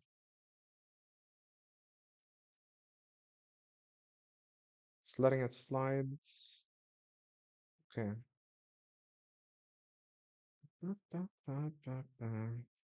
Maybe we can the settings to be leather. Oh my lord, never mind. What? Okay, I'm just gonna undo everything. My bad that I changed anything. My bad. I didn't mean to. I didn't mean to. I swear, sometimes literally one tweak of a number and it just messes up everything. And that's because we changed this. Okay. That's why we got this problem. And now it's fixed. Because we changed the margin surface response of the collision from the ball and the surface underneath. Now it's bouncing again. Okay. Let's just do this. To go like the soft line between the lower number and the big number.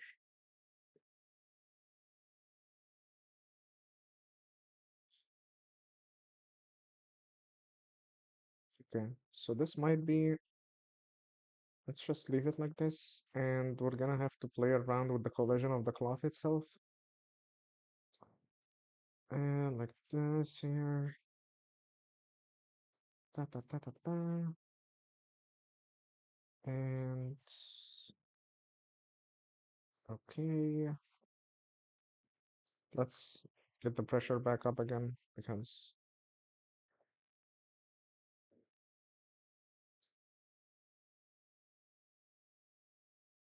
okay, it's sliding off again. Uh, uh, uh, uh, uh.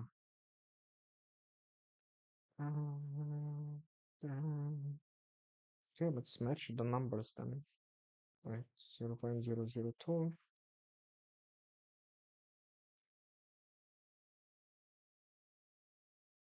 Ah, let's go. Let's go. And now we're getting a good result. No sliding off, no nothing, no artifacts in the motion. Hell yeah. And it's only, it feels like a,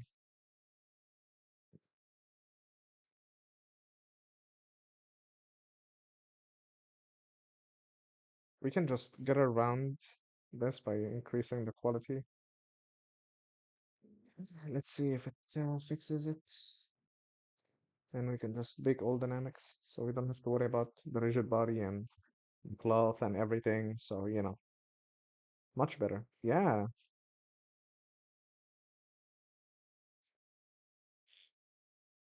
I swear it's the funnest thing to just do these things.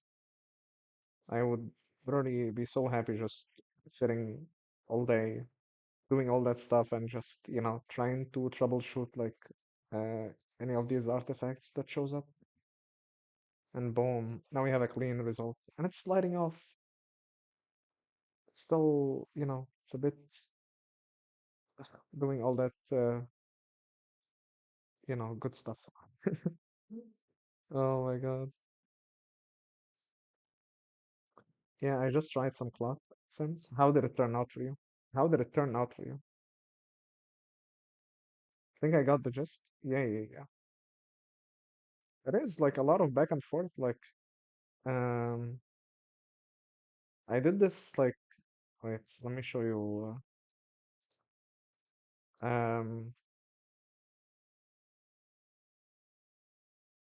Remember this, the Windows 11 wallpaper? So I did a cloth sim and I just baked it as an Olympic and I could render from it.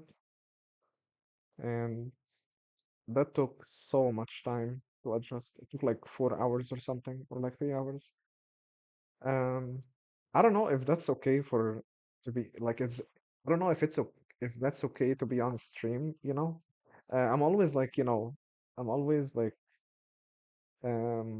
thinking back and forth, like, should I just keep like doing it on stream and it's not gonna work? It's gonna look like I don't know what I'm doing, and and it's just I don't know, like, But then I thought, what, like, screw it and just like nobody does that. Nobody does like simulations and be like, oh, like I know exactly which numbers to implement and I'm gonna do it. And no, you just literally have to keep going back and forth until you find like the soft line of a result that you're happy with. Oh yeah, when are you making your wallpaper? Oh my God. I don't know when. I don't know when. It's just that I'm not interested in the idea. Like it's surely a very nice idea, but it's like I'm not interested in it that much. You know, like one very nice source that I love so much for these kind of stuff. I'm gonna show you. It's also like from one of not one of I don't know if they're working for Not Real or not, but it's like a 3D artist. It's called Adam. I'm sure one of you heard that name. Adam 67 or Adam like 63 or something. I don't know, but like it's an Asian 3D artist, I think. I'm not sure to be honest. Maybe I'm very wrong, and I'm so sorry if I'm wrong. But let's see. Bro, let's just.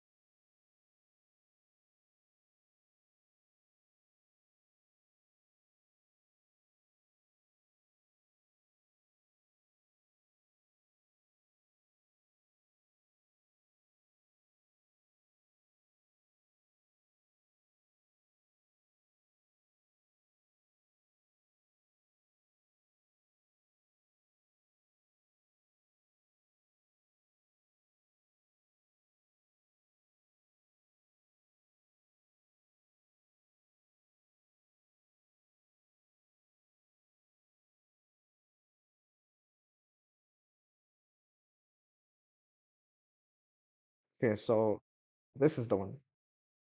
I mean, look at these. Like, oh my God, this is so insanely beautiful. It's crazy. And this is all just cloth sims that I'm sure are made in the same way of like making the simulations and making it as exporting it as an Olympic, putting it back in the viewport again and just, manipulating it, rotating it in ways so that you can get the shot and get something like that and light up, C4D. Yes, exactly. Cinema 4D is so crazy. It's so crazy. Like even today, oh my God, like it has a lot of very nice features for simulations. It's very, very nice. But again, you can still get good results with Blender. You can still get good results with Blender. And I think the main differentiator is not the tool. It's just the artist and what you're capable of and what you know. So if I'm like, for example, if I'm focused on doing simulations like this for like a week or like for a month or something, I might get close to getting results that look like this. But,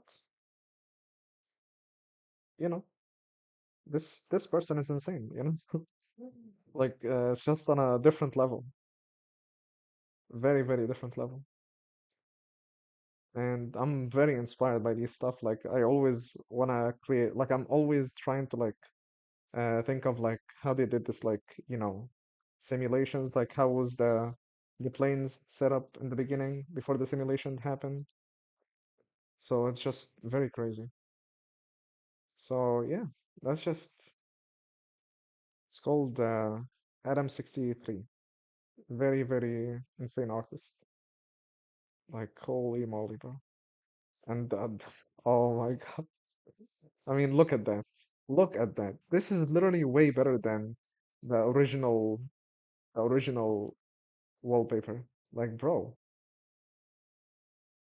like even like these little dots and even the differentiation between like this like transparent parts, very crazy. So cool. Ah, so yeah, it's just very nice to look at that stuff and be motivated to keep trying so that you can get to that level one day. Okay. So let's try and let me think. Let me think. So we want to get this whole setup to be working with that row. Um, so let's see. Just gonna line it up in the middle here, eyeballing and everything. So we baked this below and this thing. So actually, you know what I like to do? Hold up, hold up. I'm gonna save that, save incremental, right? And just delete all of this. Oh, wait, wait. Let me keep the ball. Okay, now let's get this back. Or wait, wait, wait. Hold up.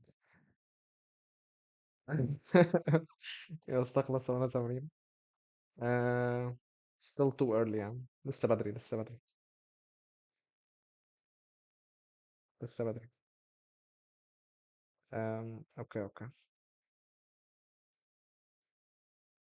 So I'm just gonna keep this here, to go back to it if we needed to and stuff like that. Oh my God. So, okay, okay. It's just, let's just remove it then. Oh my God, okay. Oh, because we picked all dynamics, so let's just, okay. So now we know why is it doing that, and that's because of there's not enough quality steps. So let's increase this and increase that as well. Let's put up some pressure. What is the pressure? Pressure, pressure, pressure, pressure, pressure. Okay, there is pressure.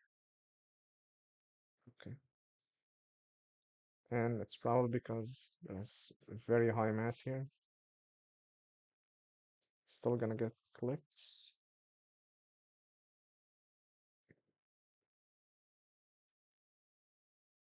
Oh my God. Oh my God. We have to adjust collision settings, self collisions, 0.002.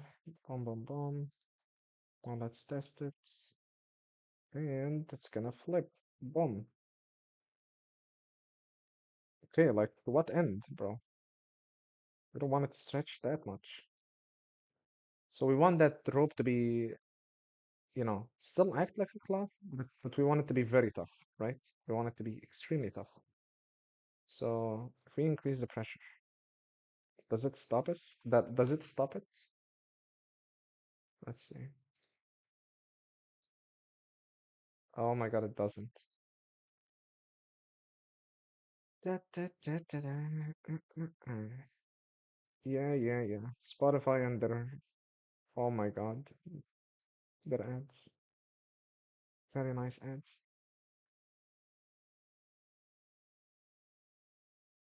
So let's see. So we have the collision here, we have rigid body, and we have cloth here.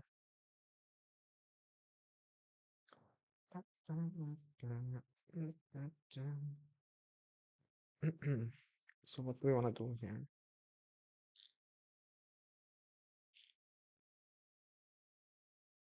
Affected by gravity.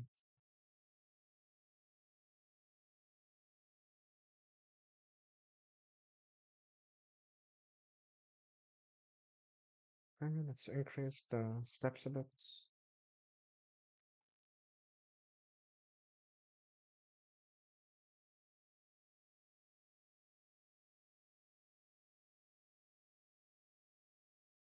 Okay, so it's not clipping to it, but it's not, but it's very stretchy. That's the problem right now. So we want it to be the complete opposite of stretchy. Okay, so leather is the solution. So leather is good, but we need more steps. We need more steps with the collision. So, oh my God, I have never tried anything above 30. So let's see if it's gonna even do it or not. Doesn't matter. Literally, it's not doing anything. And yeah, it's getting there. It's getting there. I don't know if increasing the quality steps past that point is gonna matter or not. Uh, it's just faster to do the bake than actually playing it and previewing it without a bake. So it's just faster to do the bake and, preview the result.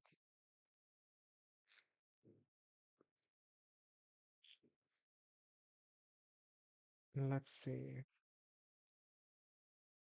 Oh, of course. I already know that it wasn't gonna work. But why not? Why not try? You never know. I swear you never know. One of these days is gonna work. Does it fall from it? Oh wait, it does. Okay, then it's just probably that the ball is too big.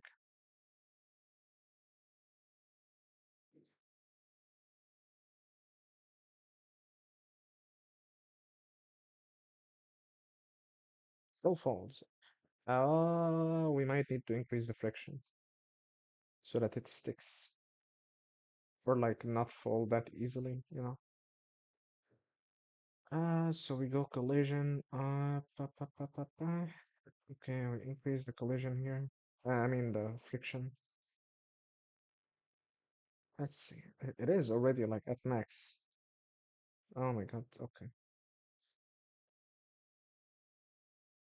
We're gonna try reducing the mass. And it's falling. Bone. Okay. Let's reduce the mass then.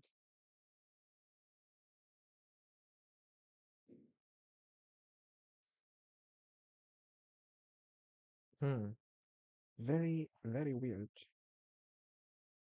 So we want the way so that as it falls, it affects it. But we don't want that cloth to be letting go of it. So we can put something here to keep that ball, you know, inside of that line, basically. So let's say we create a cube like this. And now we're going into DIY, like hacky stuff. Very DIY workarounds and shit like that. And I just want to see like how far can it stretch. Okay. So this is good. This is a good point.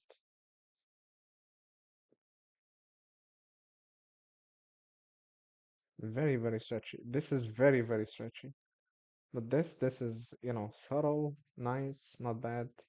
So I'm gonna put this down to contain the ball here. And to be able to see everything, we're gonna have this in the viewport display to be a cage, display as wire, and we're gonna disable it in the render so we don't see it in the render, if we render this, after we're done.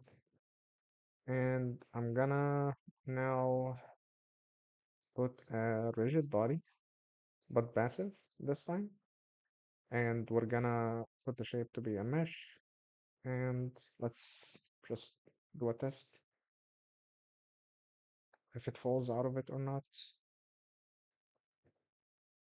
And it stays in. So that's really good. That's very, very nice.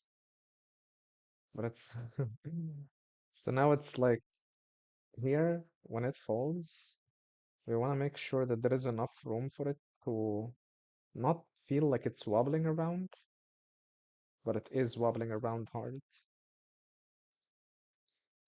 So we want to have the interaction between this and the ball to be very, very like not noticeable to the eye.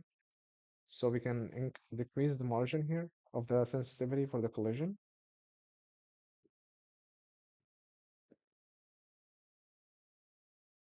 Okay, and it's very nice. Not bad. Not bad. Now let's take a look. And now we have a problem because of the stretchiness of the cloth itself. So we want to have the cloth be deforming, but not stretched like all the way like that. So if we increase the mass because it's affected by gravity, it's gonna it's gonna hmm. So let's see the mass of this. I don't know, like if we put it at an insanely low number, see how that's gonna affect it. Right, I'm back. I got carried away in bacon sims. Did you get anything good? Because look at what we got right now. So we had a problem here. I created the cage. It's a collision cage to keep the ball from falling. And just to show you like what it does basically, it's a rigid body that is passive. And if we turn off that rigid body, look how the ball is just gonna. Oh my God. Okay, okay, buddy. Okay. I swear the shenanigans of simulations. I swear, man. It's just give me a break. Okay. Now it keeps falling, falling, falling all the way, and then it slips. So we had the problem before that it was intersecting and cutting through the cloth and then falling, but now it's not cutting through the cloth, it's just slipping. Yeah, wait, don't change anything. Okay.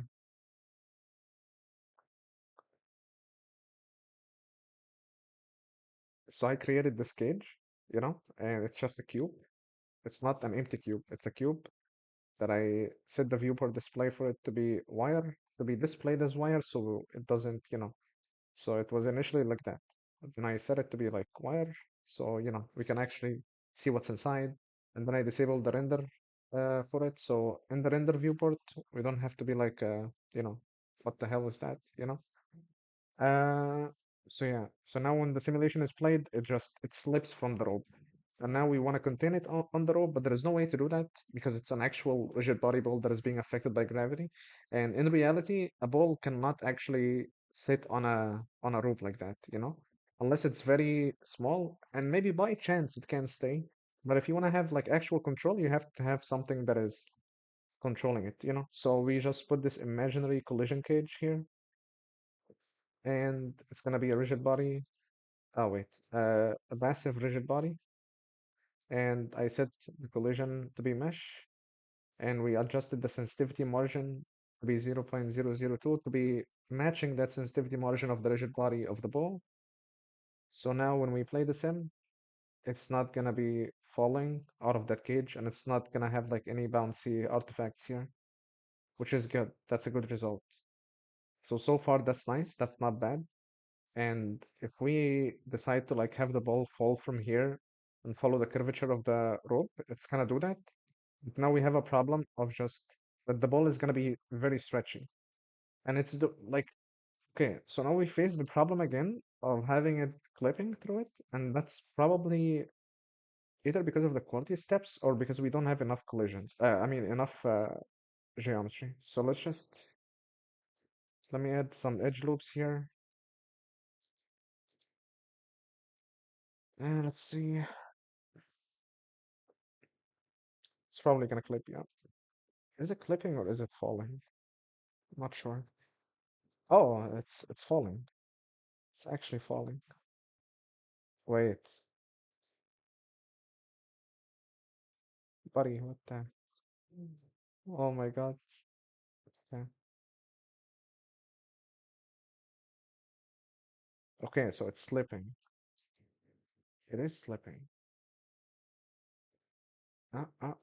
So what should we do here?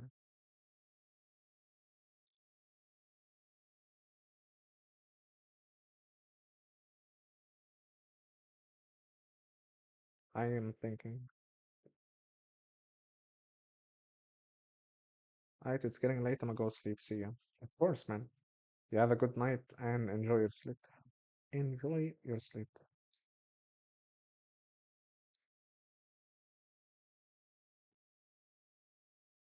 Uh, let's see.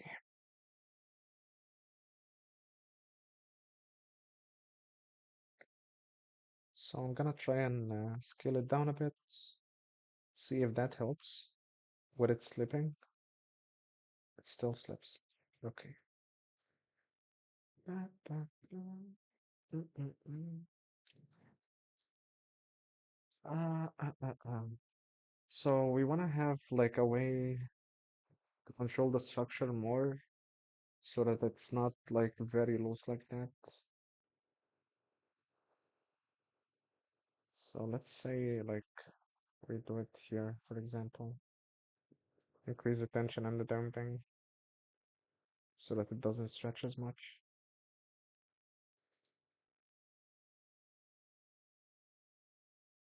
Okay. Not bad, but it's not what we're looking for, you know? Like it is like it's not slipping anymore, but it's not what we're looking for at the same time. Uh, uh, uh.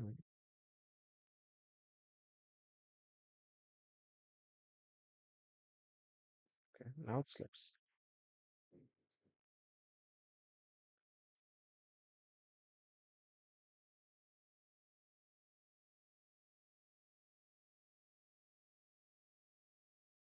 Yeah, so we wanna do something here so that it acts like a yeah. I wish if there was like a way so we don't have it like oh wait, we can I forgot. We can let's see if we can if adjusting the stiffness works.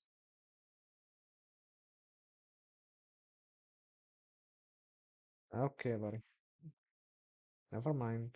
Never mind. Never mind.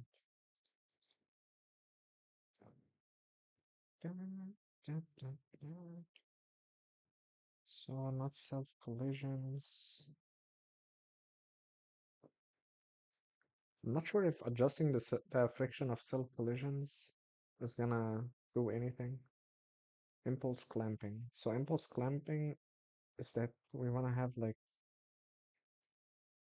clamp like the impulse between the collisions. So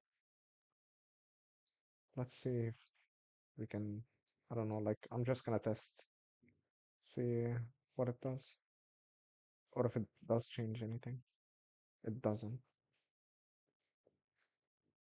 Okay,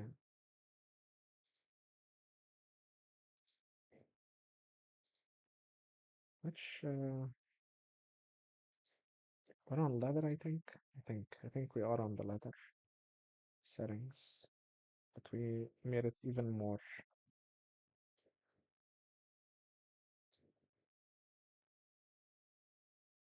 Increase the pressure. Okay, buddy. Okay. Quality, impulse clamping. Okay, so that didn't change anything. I'm not sure like if we change the let's like put it at a big number.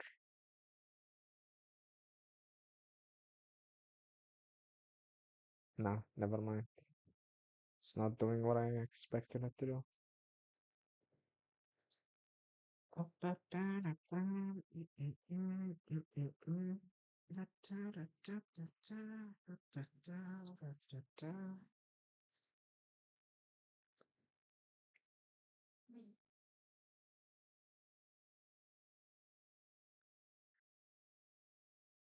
This is also a good setting to play around with, the damping of the collision, because sometimes it just makes the collision impact a bit more subtle.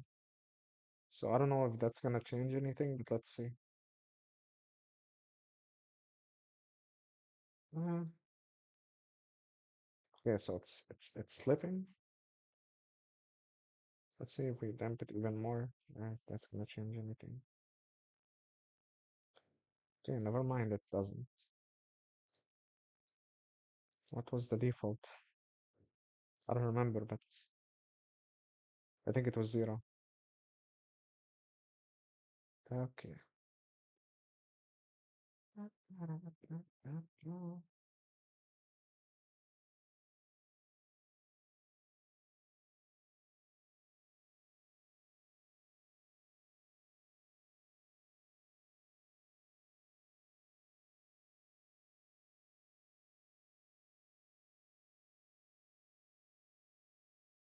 Never mind.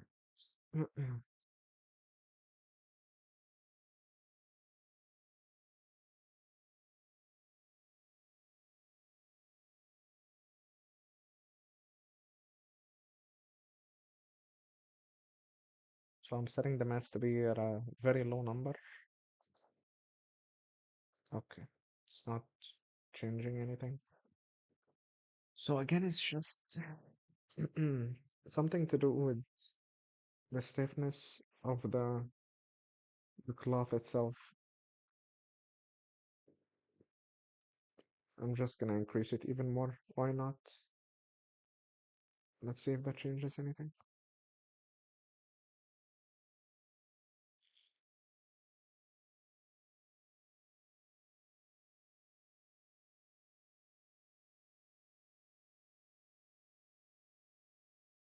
Okay, it's not.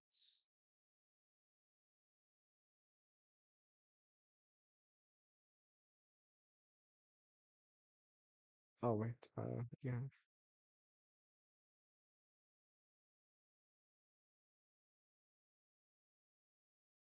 Okay, so we're not gonna shrink it. It's gonna. Oh wait. Mm, okay, let's see. Never mind.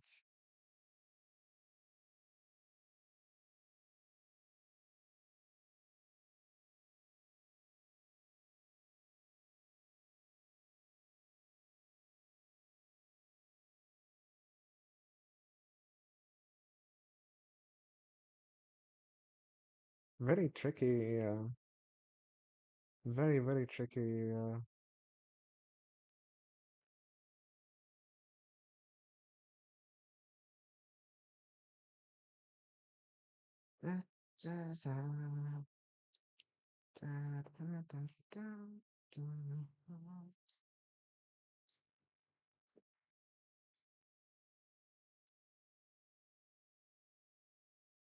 It's just the problem is that it's slipping from the rope itself.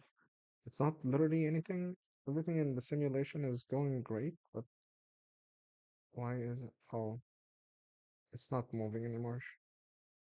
It's because it's very narrow. So this should be enough.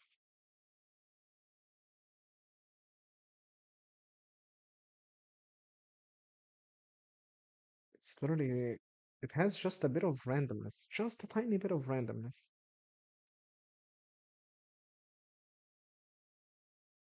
Um, maybe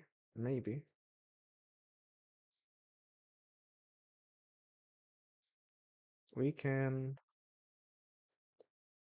like put like an edge loop here and 2 edge loops here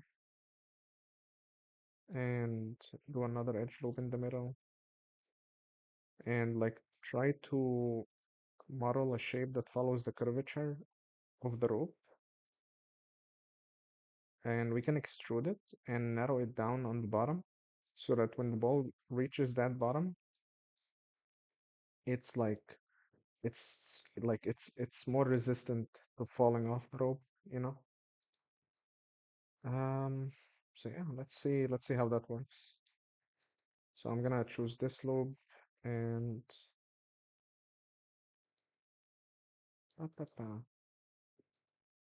we can just, oh my God. Okay, let me just select everything.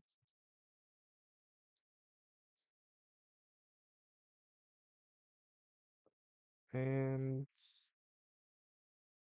buddy, what the?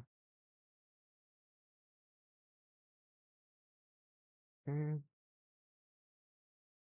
And I'm gonna do, let me make sure that it's selected at the bottom as well. And I'm gonna extrude face along normals to the inside. And it's gonna make extra faces there and make like a ledge here. And we need that ledge because that's gonna be the separating point, and we can just scale it in so that it contain the shape more. And depending on the smoothness of this part, of this like whole curve, it's gonna be the smoothness of the path that this ball is gonna be interacting with. So I'm gonna experiment with this now and see if that actually does anything or not. Let me just crease this part so we can keep it sharp so that it respects the placement of the curve here. Let's see. Maybe it will work. This is literally, oh, oh my God. Wait, hold up. Hold up. It's actually working. What the fuck? No way. Oh my God, it's actually working. Like it's working, like, but it's literally the same way that we thought about it. Like like it's following the curve itself. So literally we can just adjust the curve itself to be just a tiny bit below the rope here. And like literally we're gonna get the result that we're looking for. So if we push it down like this, I'm not gonna push the middle. I'm gonna push the rest here like that, and we're gonna see. Let's play it again.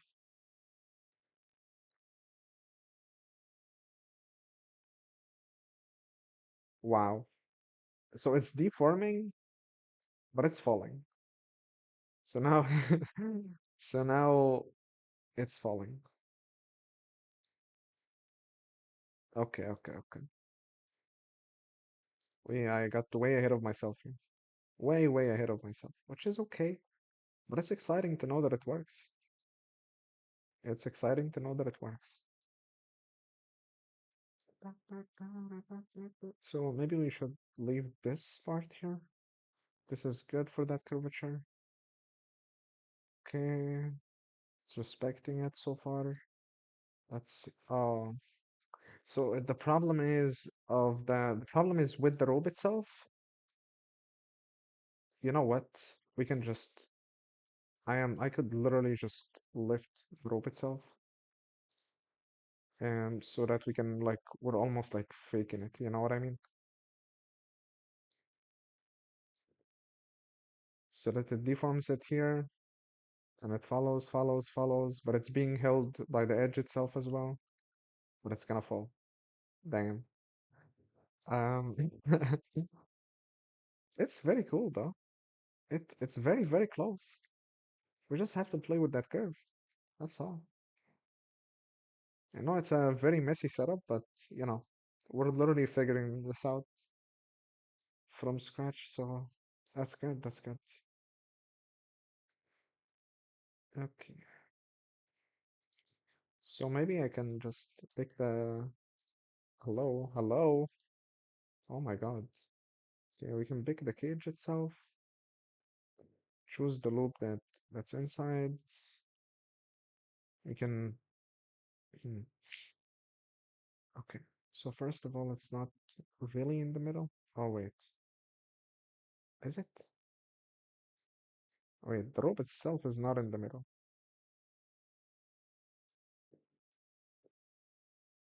Let's see. Okay, get the rope in the middle. And now if we play, let's see if it stays in. Okay, very nice. So it's a matter of time until it falls. But at least we can troubleshoot now and be hopeful, right? So this vertex, we can just bring it in. So as it falls towards the center, we can just have it narrow down, narrow more and more and more until like, it contains the whole ball. So it's from this vertex here. So we can this vertex and this vertex and this and this and parabi parapum. I think that's good enough. Okay. And now we should get a cleaner result here for this middle part.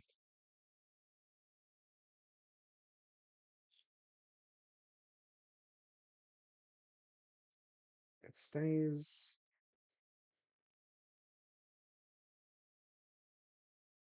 Okay. Just keep sliding. Keep sliding, please. Please keep sliding.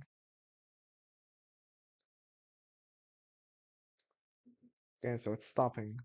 And it's probably because of the friction that we set up on the rigid body. Or, I mean, is there a... Oh, yeah, it is, yeah. Okay. Just gonna... We're gonna experiment. If it's not, then we're gonna put it back up. Okay. Smooth ride. Oh my god. I have never cheered for a ball in my life. Okay, this is nice. Okay, but now it falls because the curve is being pushed to the side. So it was going very nice here, but then here it just started slipping. And is that a problem with the curve or with the ball? It's very nice until here. So, like, we're doing progress, which is good. Very, very nice. So we can just narrow down the middle a bit more. Rope need to be held in place. It, wait. Yeah, yeah, yeah. Oh, wait. You mean... Okay, wait. Because we can just put a collision tag here, and it's gonna affect the rope as well. Wait, let me actually do that. What the fuck? Why not? Let's actually do that. It's gonna slow down a bit, but maybe it's gonna work. It should, in theory, work way better. But we're gonna have artifacts like this. Like, it's already wobbling. Yeah, see? Okay, okay. So let me just first test it out with the without the collision tag. See if like narrowing it down in the middle actually fixed it or not. And if it doesn't, then we're gonna test around the collision to hold the rope in place. Okay, it's not. Okay. So the rope itself is the problem, actually.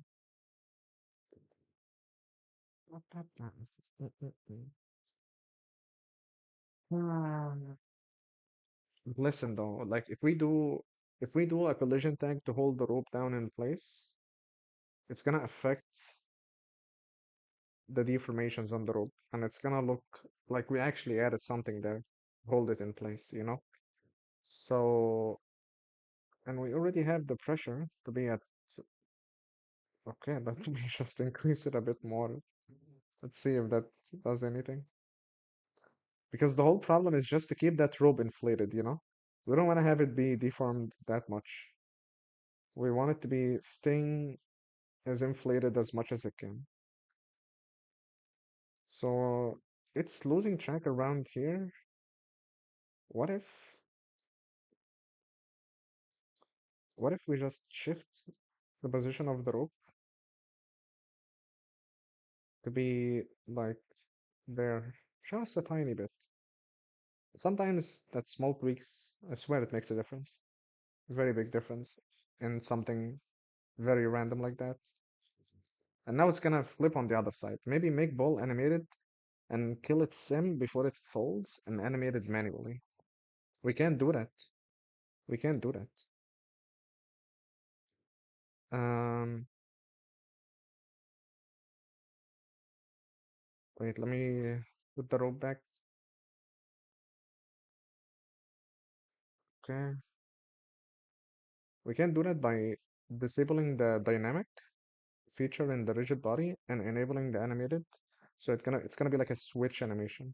So, but we have to like find like a sweet spot where like we have to actually let that simulation play and find like a sweet spot to get that thing set up. So it's gonna fall around here. Yeah, around here. Okay. Which means that, oh my God. So it's drifting, like drifting, and that rope is being pushed, all that, like that. So maybe we animate it from here. I think we low-key animate it from here. Rigid body, dissipate in the simulation. Okay. And now, from here to this, oh my God. To this frame, it's gonna be disabled. And now we're gonna enable the animated one. But the animated one is gonna be here, and here it's gonna be like that. Okay. Now we should see that the ball stops right around like this spot. So let's see. Because that switch is giving us the giving us like the ability to just control the rigid body and the collision tag based on what keyframes we set up for that ball and what object is being collided with, which is the cloth here, you know. So see? Okay, but here's the problem. It hits all the way back there. So that actually it does look like a promising idea. Like it does look like such a nice idea, but now you're met with this. How can we fix that? You can't really like apply the like kill the rigid body while having all of this, already progressing. Um, so let me think. I'm thinking.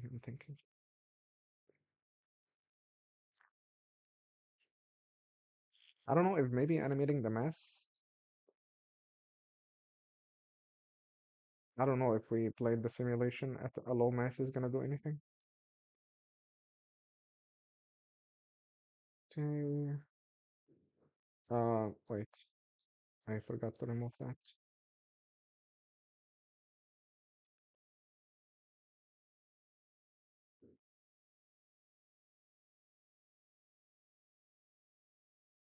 It's gonna probably fall here, like here. Okay, let's see. Let me see if there is any change. There is nothing. Okay. Okay. So it's just again a problem with the rope itself. Like like the core problem is the rope itself. That's the problem. The rope is very not being held in place. And what if, what if, but we can't again. We can't.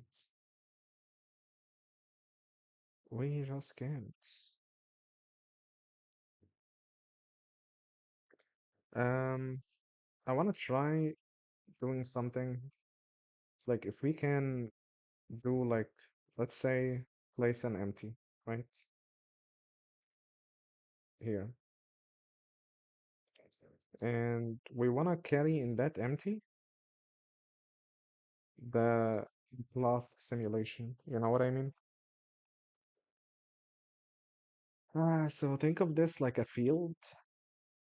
Okay, I need to do that idea outside here. Let me just save everything. So let me try to explain what I'm trying to say. So let's say we have a plane. Wait, let's say we have a plane here. Oh my God. Okay, we subdivide it, like that. Uh, let's just make it a tiny bit bigger. Actually, let me re-subdivide it. And I think that's enough geometry. And let's say I'm gonna create like an empty sphere here, right? And I wanna have that empty sphere be like a factor that enables and disables the simulation. As long as this sphere here, whatever area is being driven by the empty sphere here is gonna do the simulation here. So like for example, it's like a proximity. Yeah, yeah. So it's gonna be like a proximity modifier because there is.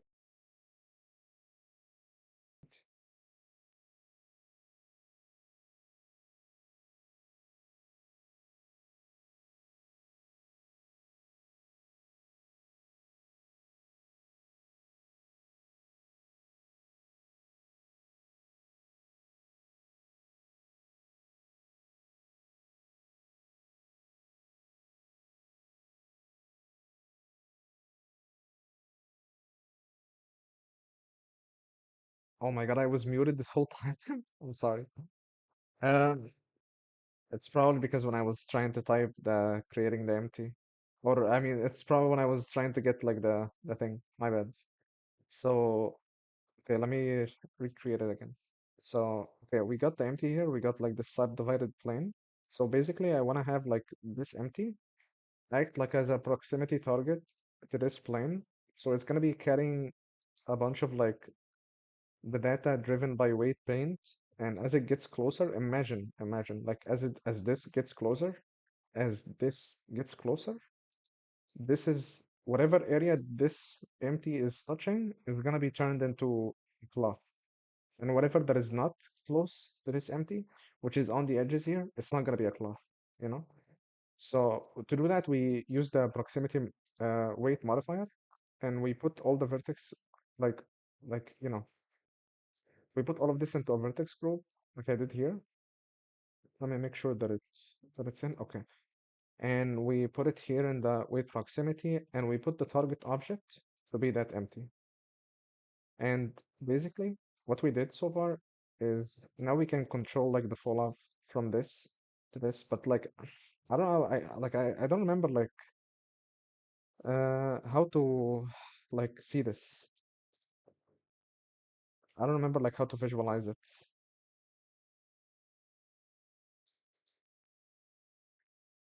I swear, like I remember that there was like a way. So we're gonna just have the fall off to be like a smooth, like so that it has like a gradient on it. And if we go to weight modes, okay. So I'm just gonna get this close, right? And we go to weight paint. And if we do this 0, okay, never mind. Oh, okay. Here. So adjusting the highest or lowest value, it's gonna be adjusting like what is going on with this like target, right? So it's like right now set up to 0 and 1. So let me see. Oh my God, last time I used that was very, very long time ago. So I'm just gonna make that gradient. Like I want to make this. Why is it? Okay. So it's not working when I paint off right now because we already have the target very close. But I want to tell that target that, you know, okay, okay, buddy. Okay, so let's not normalize the weight, bro.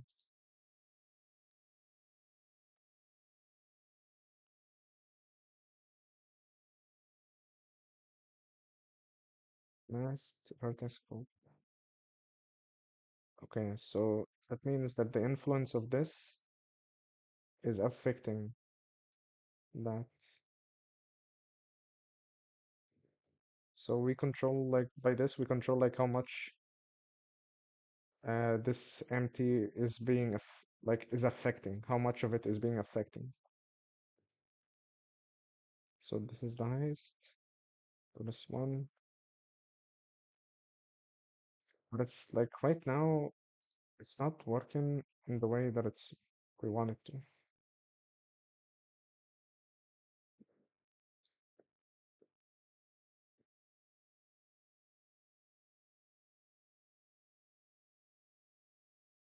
Now we just messed everything. Okay, never mind. Oh wait. Okay, okay, okay. Wait, I have an idea now. Make it with geosphere. Maybe you see what is happening. Um, wait. I think I got it now, I think. So we're gonna have like let's go to object mode for a second. So we're gonna include everything here in this group, and then we're gonna make another group. And in that group, this is we're gonna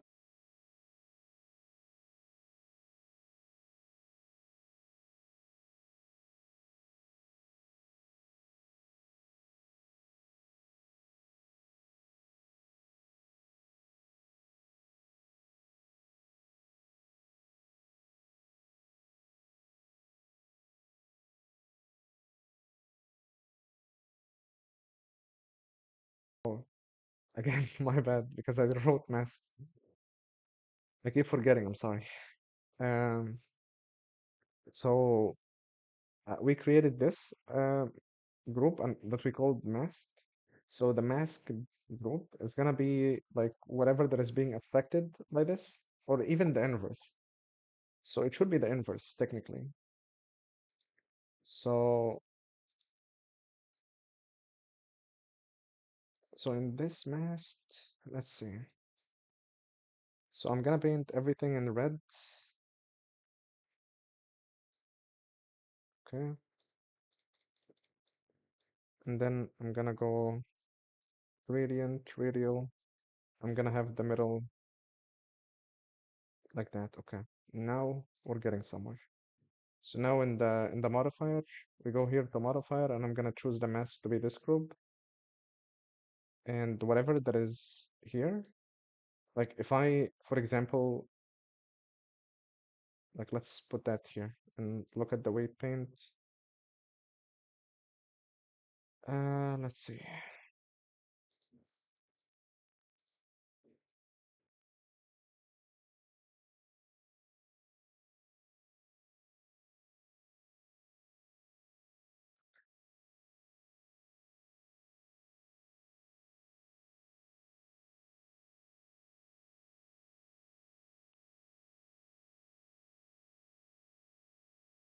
So now, if I go to physics, cloth, and I make the pen group to be the group, everything is being affected but the area that was selected. But we want to have this to be the like the proximity thing, like the proximity target. Oh my god, I don't know how I don't remember how it's used.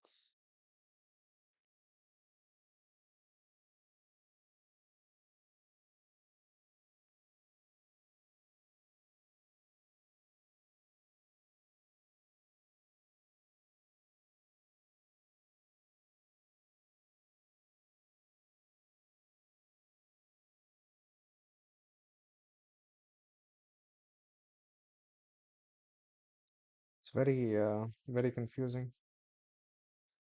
I might need to I might need to do that like some other time because oh my god, I am not so like I don't feel like I have the brain right now to try and figure this out now. But I know that there is for sure a way to have this act like a as a proximity target, and it's from the maybe the weighted normals here.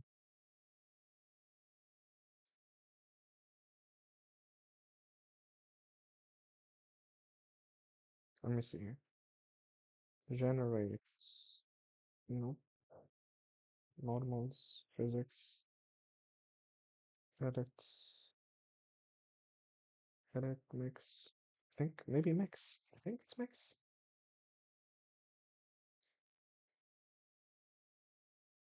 You know what?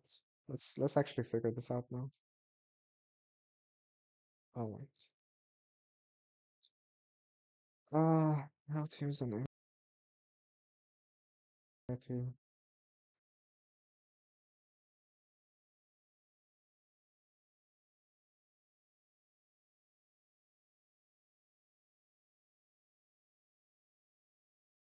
I used it before in one of the projects uh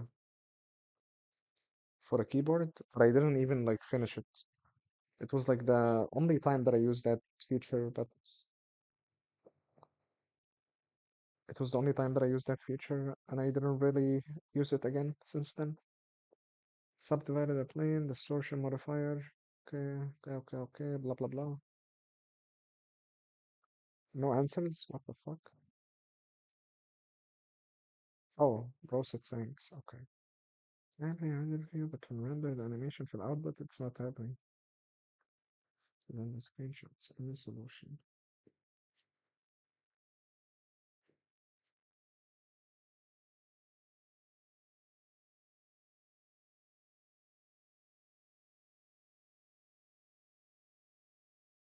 Why is it taking so long to load?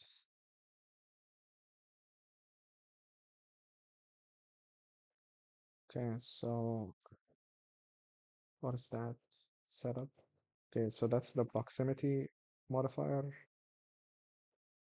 and I think that's the distortion like effect.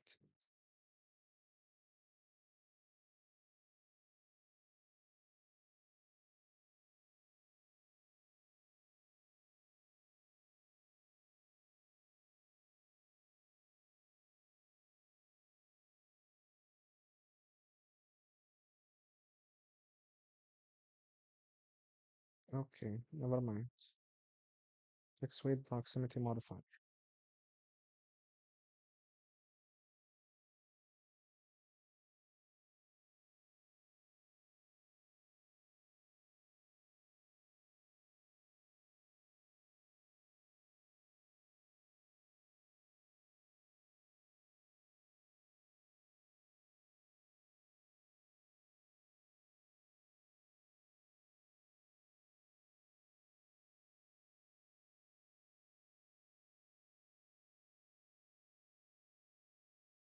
So what is that? So proximity, and here's the vertex group and the target. Here's the target. Here's the, wait, was there like a setting for geometry distance? So the proximity mode, object or geometry. So we said that we're gonna choose geometry and face. And what is that? So we did 2 and 7.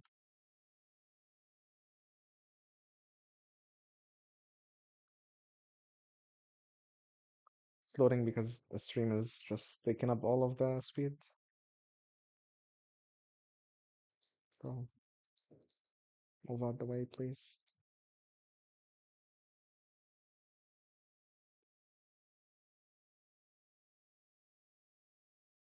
Wait, so what is that? It's DVG edit. What? What is that?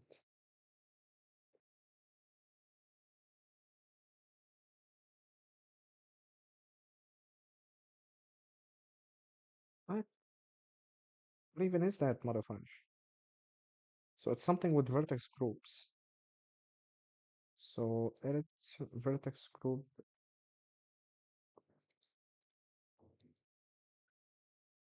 Oh, so it's vertex group edit. Okay. So he added this after that. So it's here. Was there like a masked portion? So there is no masked portion. Okay. So let's redo this. So I'm gonna remove the shape from here. I'm gonna remove the simulation for now. And let's try to figure this out. So I'm gonna remove the mask. We're not gonna use it. Let's say 2 and 7, and we normalize weights. And in here, we're gonna choose the group, and the default weight for it is that it's 0. So we want to start from 0 and normalize and pa, pa, pa, pa, pa. Okay. So if we go here, weight paint, and if we choose, where is that empty? Okay. Let's see. So when we move the plane away from that empty, you can see that weight paint is being affected. And that's the proximity modifier, basically. Oh, finally. Thank God. Thank God we figured it out. So, okay. So, let's see. Wait, so it's not, it doesn't really matter which way it's being affected. But if we put this here, or if we put it right in the middle of the plane, and we put this here, we go weight paint, we should see something different. Okay, yep. Um, so it's very, very wide. And it's probably because of that height. So we want to have that 1 and 2, or maybe 3. So, but we want to like reverse, we want the reverse of that, yep. So we flip the fall off. So now it means that this empty is gonna be driving whatever that's in that vertex group. So whatever the effect that is manipulating that vertex group. So now we can just all of this data is stored in this vertex group that we made initially, not the masked one. I'm gonna delete the masked one. And if we go now and create a cloth simulation, and before I do that, I'm gonna animate this literally from here and animate the position, move it, go go forward in frames, and go here, and we're gonna do it like that. It's okay that it's falling down. Let's just um that should not be in the shape, it should be in the structural group. Like the vertex group that we made, it's not gonna be in the shape because shape is only for bends. If we wanna like pin down, areas of the cloth. So now if we put this in the structural group, it's gonna take this info and drive it all over the cloth simulation. So now if we play this in, okay, never mind. Wait, hold up. Okay, then let's try it with the. I swear, bro. Okay, then it's in the shape. My bad. My bad.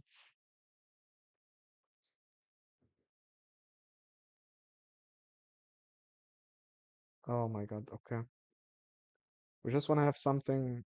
I don't want to have gravity. I want to have something that just can illustrate what we see.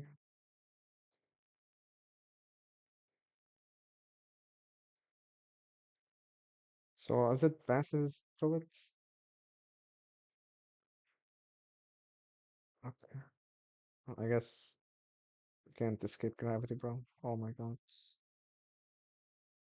Okay. So as you can see, because remember what we did, like, because we did like say that whatever that's in the empty is gonna be the red, which is gonna be the affected, or it's gonna be the active vertex group. So it's taking that active vertex group and it's feeding it to the shape here. So it's binning down whatever that's inside of that empty. So if we go here into that modifier and if we reverse it back so that whatever that's inside of the empty to be blue, which is the active, then it's not going to be affected by the shape or the pinning of the cloth sim. So it's going to be the other way around. So it's going to be instead of being affected by the cloth, it's going to be not affected. I just lost track of what I'm thinking about. It's too much. But let's just reverse it and see, and it's just gonna be like that, you know? So whatever that is not being, whatever that is not that proximity target is affected by the cloth sim. And it's yeah, it's a cool result, I swear. It's very cool. But anyway, so we want to do the same thing to this fucking ball. Oh my God. So let's see. We want to do the same thing to this ball here. So we want to have an empty. Wait, what? What am I doing? Oh my God. Want to have an empty a sphere and make it big, big, big, big. And I want to have it so that the ball, it's like, it's not very far from the ball, but it's close. And it's including whatever deformation that happens to the rope as well. So if the rope is deformed here, this is like catching it as well, so that it includes whatever data that is being fed here, right? Uh, oh my lord. But now we have a problem, and it's the freaking bends that we have set up. So is there a way to override this? I'm not sure if there is. We can drive it in the pressure too. That's fun. Uh, property weights. I swear there was like a way to do this here in the structural group. I swear there was like, okay. I'm just again. I'm sorry. I'm sorry. I want to test again. I'm sorry. So subdivide, put it cloth, and include all of this in a vertex group. Sign, go weight paint. Okay, we're gonna quickly um let's see. Yeah, we're gonna quickly do like a circle in the middle here. And we're gonna take that vertex group. I just wanna see like there is no way I swear I used it before. Go out of that weight paint pro.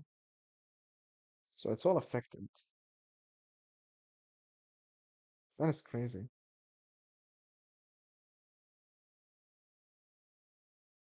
Property weights. Bro.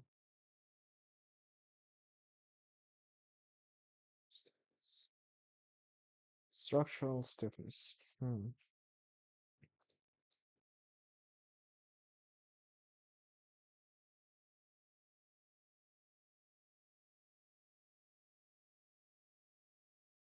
That is so wow.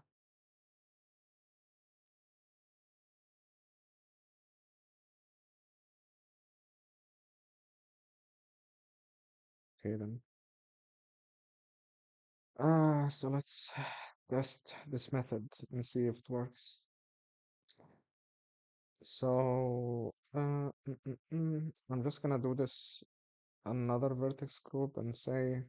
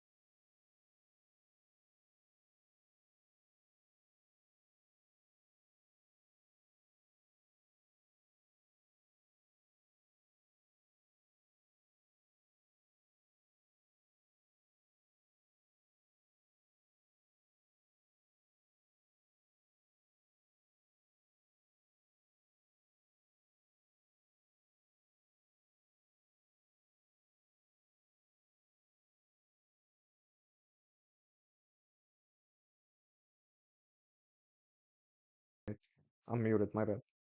Whatever that's in, it's gonna mean that it's being selected to be the shape. So if we go here and choose shape for that prox and play, so we're gonna lose the pin. Maybe they done it with shape keys or something. Uh, I mean, I don't, maybe actually, maybe, yeah. But I think shape keys is gonna be very time consuming. Um, wait, outside of weight bin. So I wanna have this follow that, so I'm gonna parent it to this. Now if we play, so it's falling. It's not being pinned. So let me just bring the pins back. But this is good progress though. Like it's good. It's good. It's okay to fail and, just keep trying. It's okay.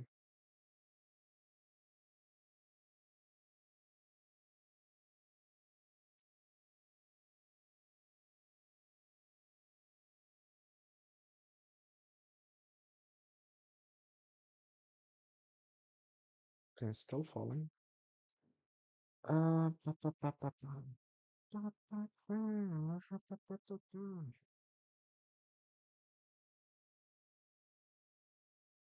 So it's not doing anything useful for us right now because there is no way to not pin it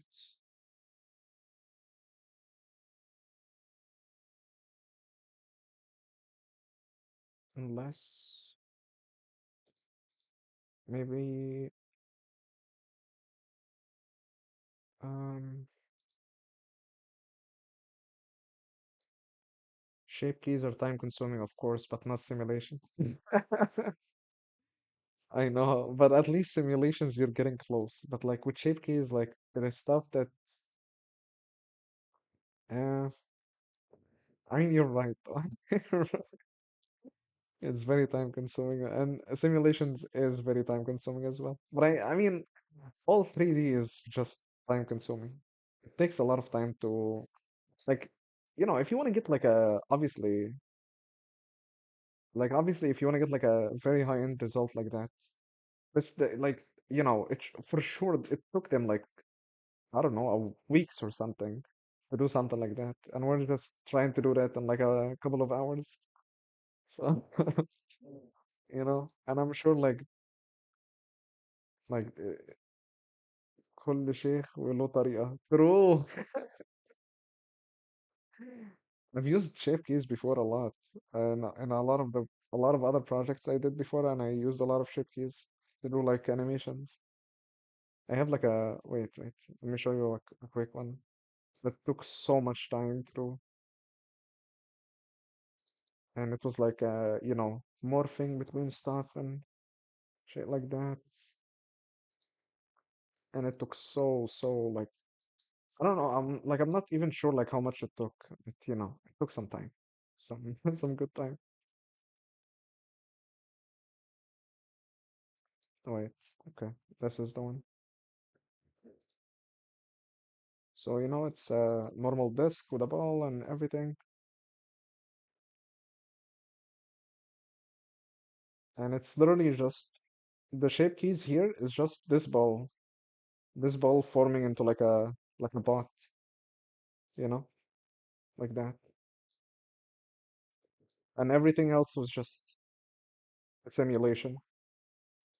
The bot and also like the bottom plate wasn't there. That bottom plate wasn't there in the beginning.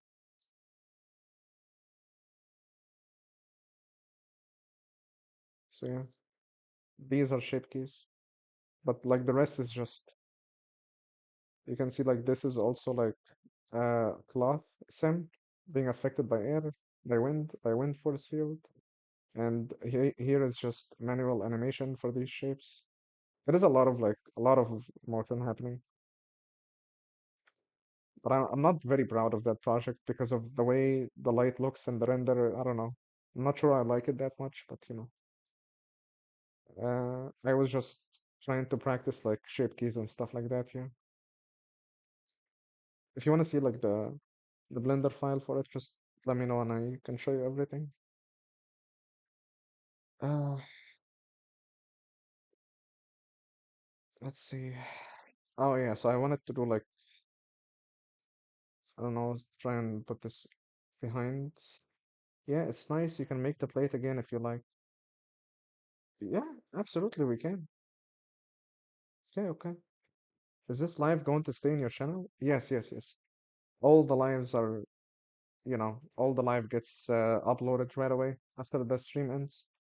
So if you want to rewatch it later, you can just literally go to that channel and you're gonna find it there.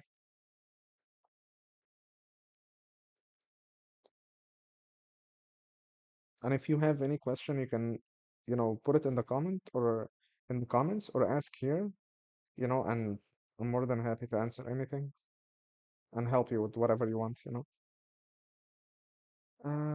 So let's see. Oh my God. Oh my God. Okay, so the proximity idea didn't work, but at least we tried. So I swear it's so fun though. I feel like it should work somehow. Like I feel like, let's see, is there a way to override thin shapes in cloth?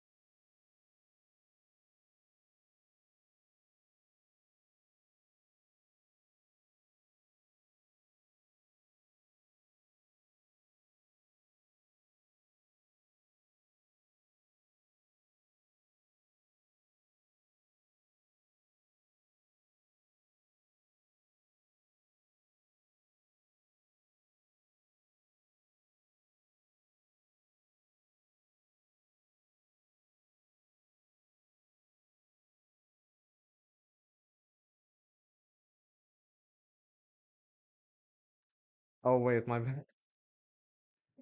Again, I swear, oh my God.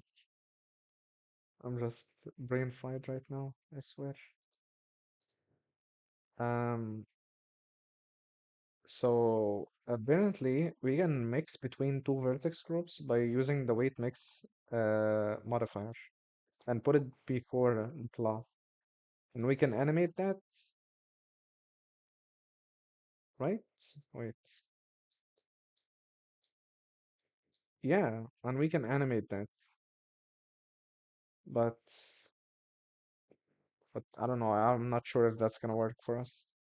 Because that doesn't work here. Like that won't work for our case because we're not trying to let go of the pins. We want to keep the pins for as long as the simulation is going because this is keeping the rope from falling. Um, but we want to have so maybe the pressure, maybe the pressure.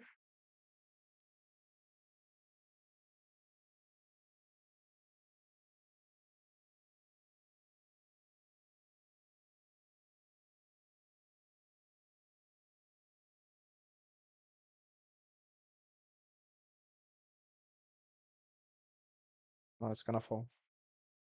Oh wait. Oh, it is gonna fall. Yeah. Wait. I think we did solve it finally. Oh, it's very close. Very close. It's very, very close. But if we remove this, now let's watch it. It's gonna fall, but I just want to see like how this is behaving. Because if it's behaving, okay, it falls. Okay, okay, okay. I know that it's gonna fall, but I want to see like this feels like it's inflated, but when we add the vertex group here, it's deflated. So we might reverse the proximity weight. اضرب نار. ولع ولع الدنيا. Um, we might reverse the proximity weight here, like that.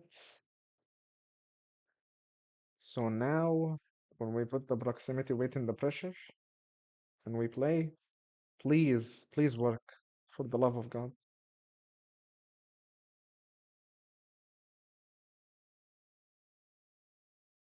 That should work in theory. I don't think it's gonna fall.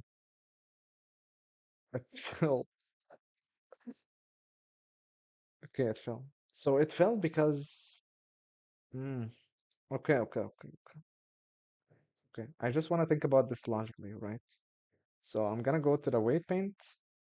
So whatever this is being, you know, zero. So we want to understand this. Like I just want to understand that.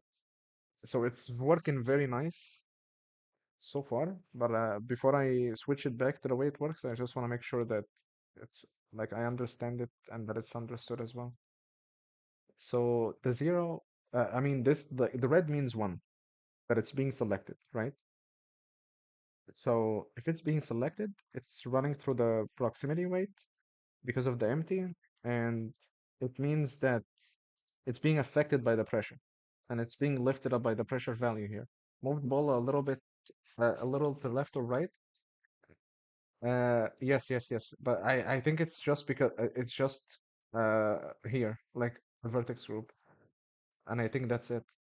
So when we add this here, it means that whatever that's in the proximity is being affected, but whatever outside is not. So if we go back here, reverse it back, and I'm gonna go to the cloth, make sure that it's set up. Okay, and then we're gonna play it. And we're gonna look at it from the top so that, we see that it's not falling. Ah, pa, pa, pa, pa, pa, pa.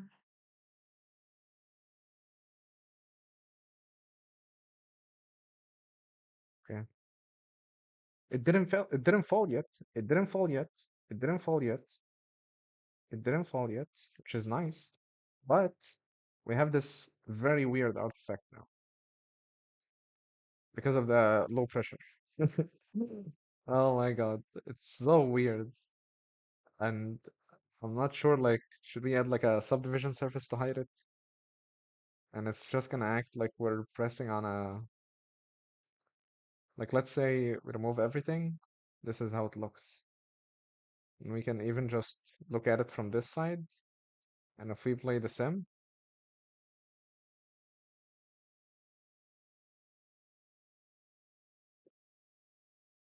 it's a very wobbly throw, but hey, it's a good result, I swear. I swear it's a good result. We can literally just fake this and call it a day for now and work on it a bit more later. This is a very good result so far.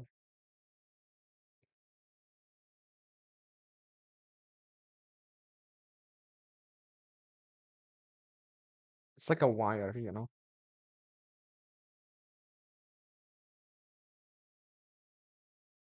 But that's happening only because of the pressure. Ah, oh my lord. That took some time, huh? Make it straight plane, not cylinder. Uh, Straight plane.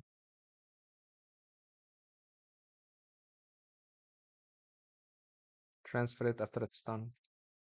Yeah, yeah, yeah. I'm gonna actually save a version from it because I don't wanna make any adjustments from here on and fuck up something and be like, oh my God, I wish I didn't change. I wish I didn't change. And I'm gonna cry about it for like the rest of the night. I think this is a good result. I swear. That's a good result. But I don't, yeah, it's just the pressure. It's just the pressure. Maybe there is like a soft point for the pressure where it's not, too much that it pushes off the ball, even without the proximity. We already have a saved version, so let's just test out why not. Let's see if it falls. And it's falling. Okay. Indeed, it's great result. أخويا, my bro. حبيبي والله. حبيبي. Um, so the custom volume, I use target volume parameter as its the initial volume instead of calculating it from the mesh itself. Pa, pa, pa. I'm not sure if that's. Oh, wait, which the. Okay, never mind. You just want to see if it does anything, like this target volume. Let's say we exaggerated the number and we put like a. Okay, so it's already giving off like not very nice vibes.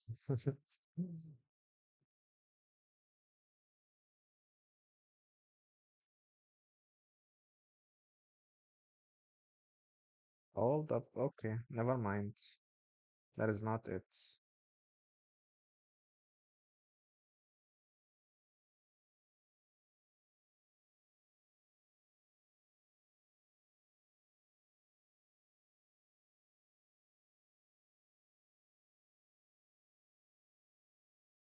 Wait. I just I just thought of some I just thought of something. Why not put less something like that here? So that, just a tiny bit of force. And I'm gonna disable it in the cloth, right? It is already disabled, okay. I don't know if it's gonna work or not. Let's see. What? Why is it flying? Okay, bro, relax.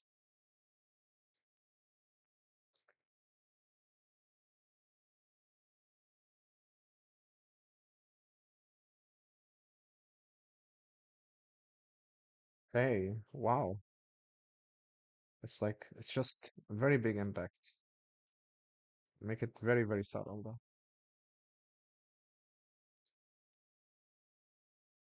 I don't know why I didn't think of this earlier. Oh my god. To fix this one little step. It seems like it's shifting, but it's going. And we can just we can literally animate this from here to be 0 and let's say we let the ball fall for a bit, like around here. Yeah, like here maybe, you know. And then we let it play, and right as it approaches the middle, we can just add like this. Ba-da-bum. And let's see. I hope it works. So we can have like that soft landing at the beginning, and as it falls, we don't notice that there is something actually pushing it. And it eases right in the middle. But as it reaches, it's not enough. It's not enough force. Unfortunate. We can increase it a bit more. Oh well. We don't lose anything by just manipulating it more and more. So let's see. Okay, it's going, it's going, it's going. And it's falling. So let me just watch it here.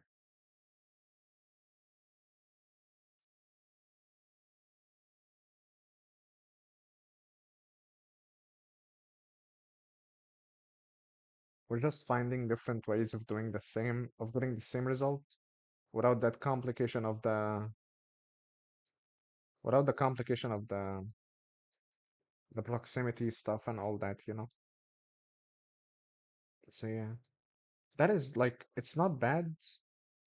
It's really not bad. Like it's getting there. It just needs a bit of tweaking. I can't wait for someone to watch this and be like, "Oh my God, why didn't you just use this? That would be so much easier to get that effect." I'll be like, "What? Hello? What do you mean, brother?" Oh, what? I wanted 0.8, not zero, not -8. What the?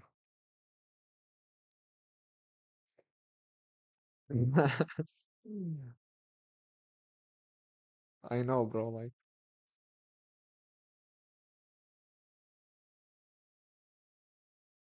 no, but I'm not talking about like now. I'm talking about like when somebody watches that later, you know? I'm not talking about like if you said that or something.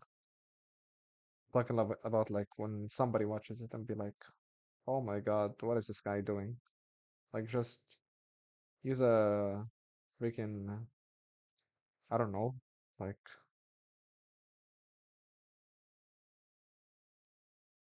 why is it? Oh my God, brother. Do I have numlock enabled? Oh, okay. Like, why is it not fitting writing the zero, bro? I'm talking about like when somebody watches it later and they've tried that simulation before and they're like, why didn't you just use that? Like it's way easier. And boom. Oh, very close, bro. Mm.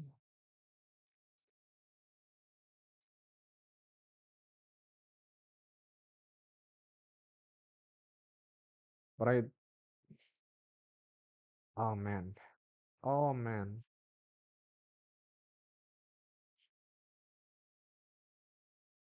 It's getting there. It's getting there, I swear.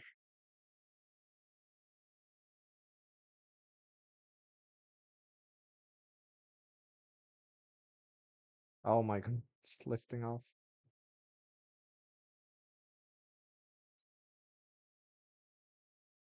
Mm-mm-mm. So we can hack it so that it's like that.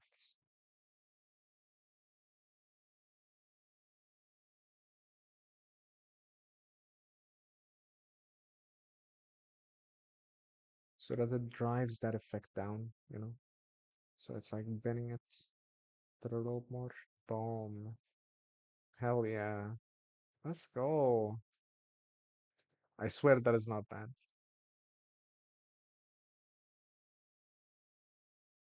No, it's sticking here.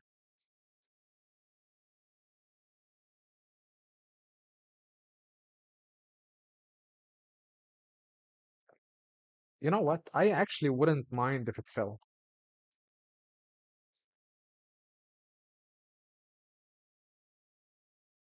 I wouldn't mind if it fell here, right in the middle. Because at least it reached the point of balance.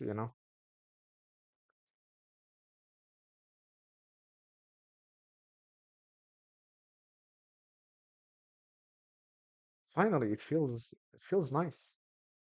It feels nice. Very nice. Now it's just sitting there, very unrealistically. Oh my God.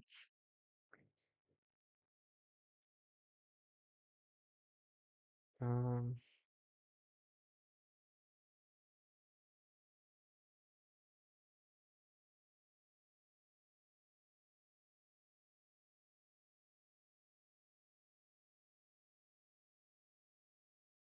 Rubbish.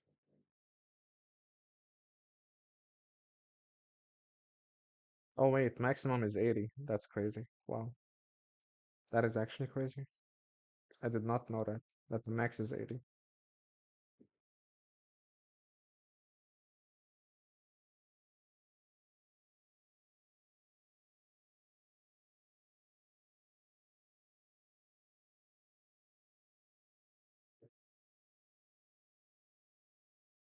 So the way it's gonna look, like if we have a camera, it's gonna look from there.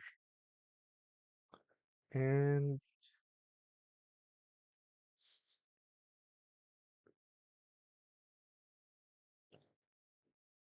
like that.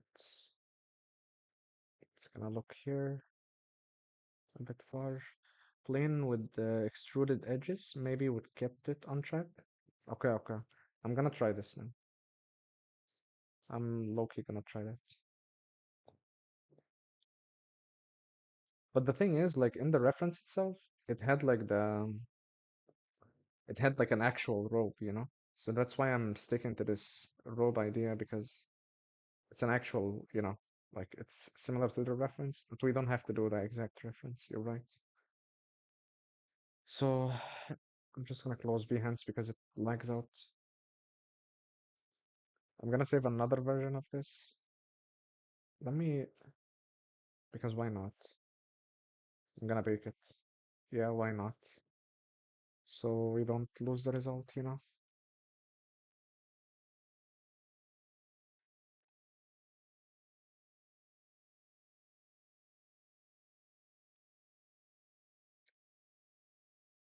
How are you doing, Mr. Amr?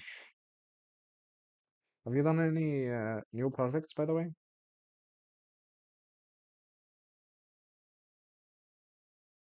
Like, for motion, After Effects, or any of that stuff?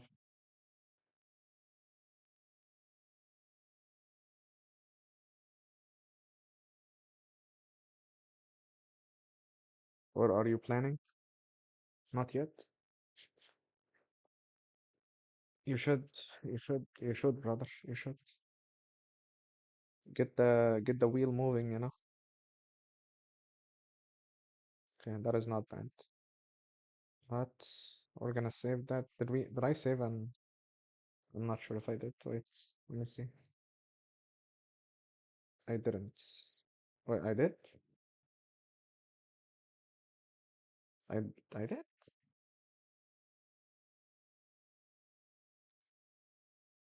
Working on logo animations. Hell yeah, awesome, man. Let's go. Uh, el, el wheel machine. Wait, wait, wait. Let me show you something crazy that I've seen today. It's a very nice reference. It's insane.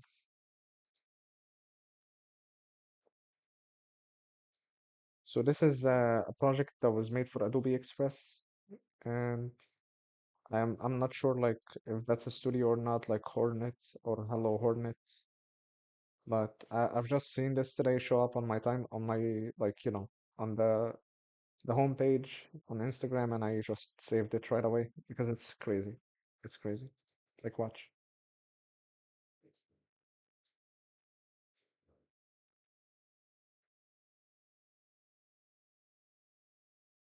It's very cool.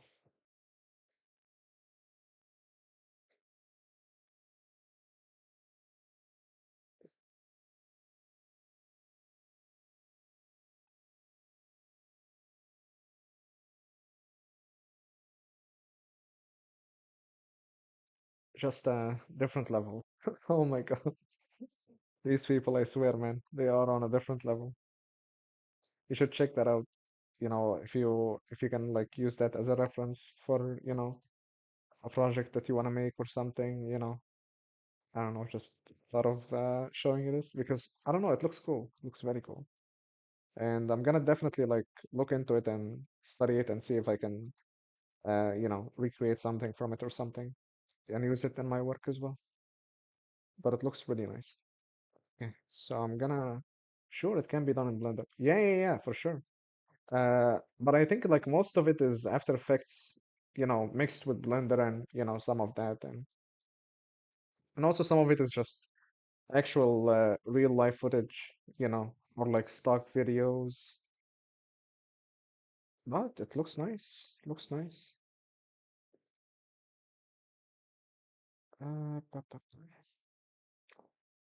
Okay, so I'm gonna choose that middle edge loop.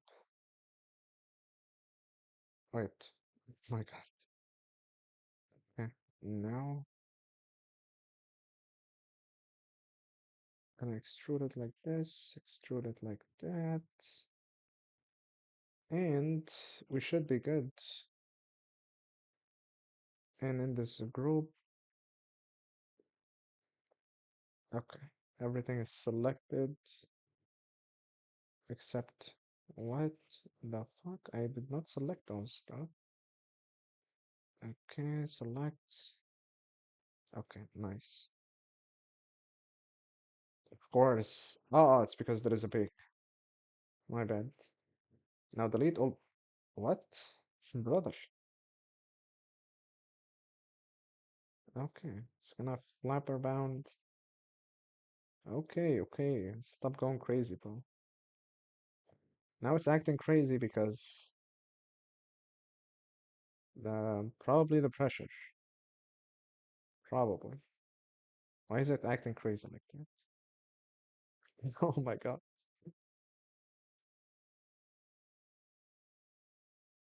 Is there a collision here? No. Why is it acting crazy?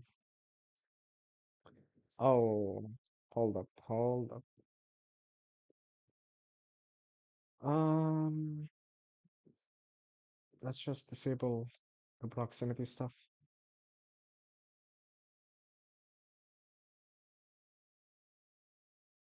Let's delete this as well. Buddy, why are you acting like that?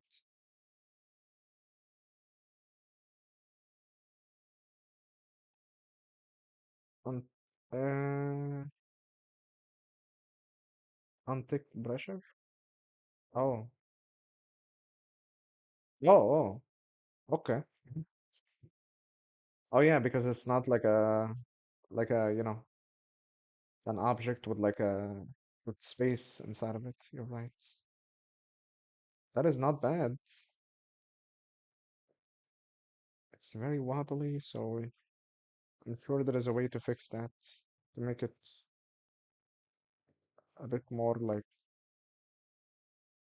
um not foldy like this. So let's increase the bending and the damping here. Okay, bro. Okay, okay, okay. Okay, relax. Okay, never mind. Oh my God. I'm just gonna play with the numbers here to get something a bit more, you know, not very loose like that. It's not that bad. It's really good though. And choose leather and increase steps. You think so? Okay.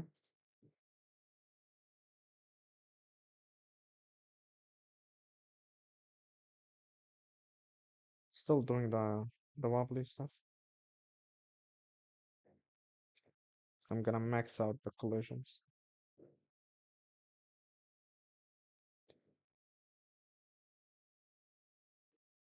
I wanna see if we can if we remove this, but I'm so like, you know, let's see. What are we gonna lose? Oh yeah. Oh yeah. Love when it does that.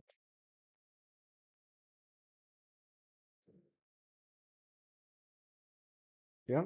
Okay. So as like I expected, it's not gonna work because we need it to contain the ball inside. Google cloth stiffness. Okay. Like I know that it's in here, like in the tension and compression. So I think like if we increase the tension and the compression, it should like because if you read here like tension, it says how much the material resists stretching. We don't need to be stretching a lot. Um, I don't know, like let's see if that fixes anything. Just a tiny bit, not much. So let's just Google it. How to increase cloth stiffness.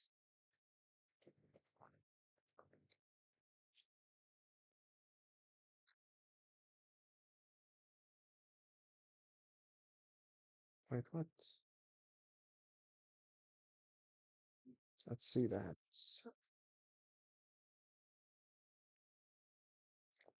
Okay, yeah, that's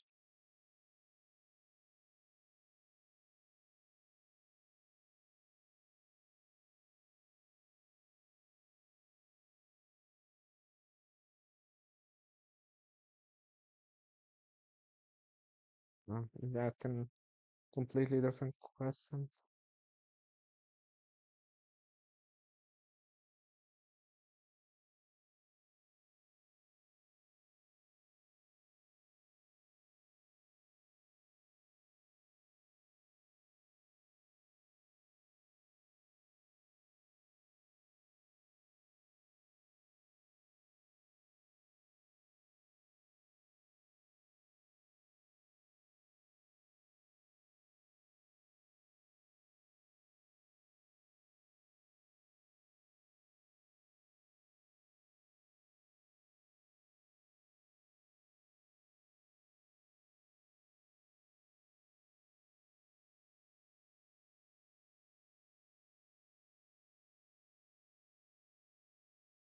Yeah, so it's an angular, so we don't have structural.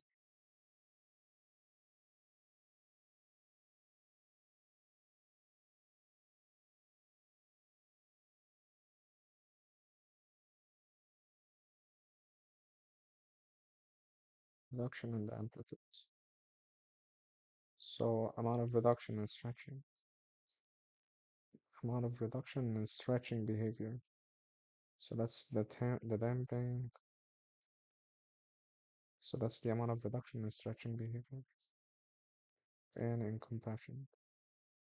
So do we want it to be compressed? I don't think so. And we don't want it to be bending. It's close anyway. Maybe check it tomorrow and share result. You did too much tonight anyway. Yeah, but it's okay. I'm gonna just do a couple of more here and I'm gonna stop soon. Um, gonna raise this up. We did a lot today too.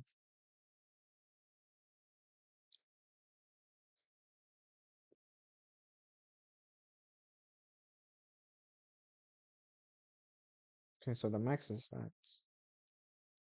So this is the max rate.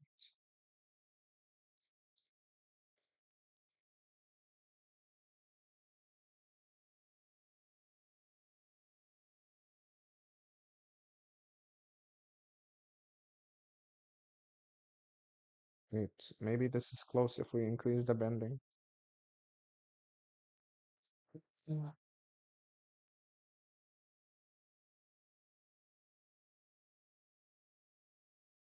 Yeah, that's actually nice.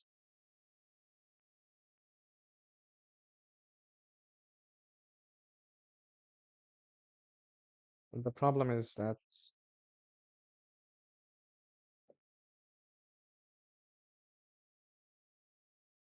this part is wobbling so hard.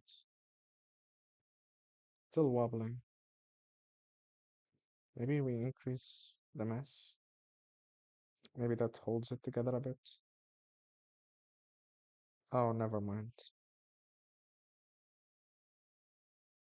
Because there is more stretching. Wow, we can get it to 1,000. That's crazy.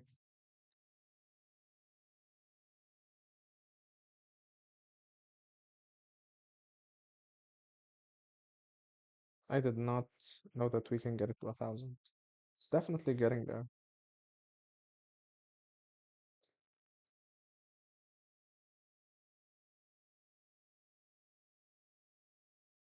It's just this wobbling that is making it look very fake. Because if we hide this, you can obviously see that the ball is a bit floaty here and there. Like it's getting there.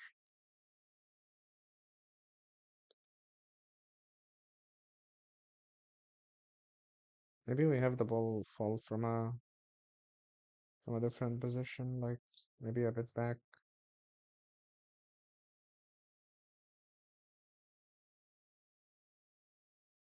Let's see that. Yeah,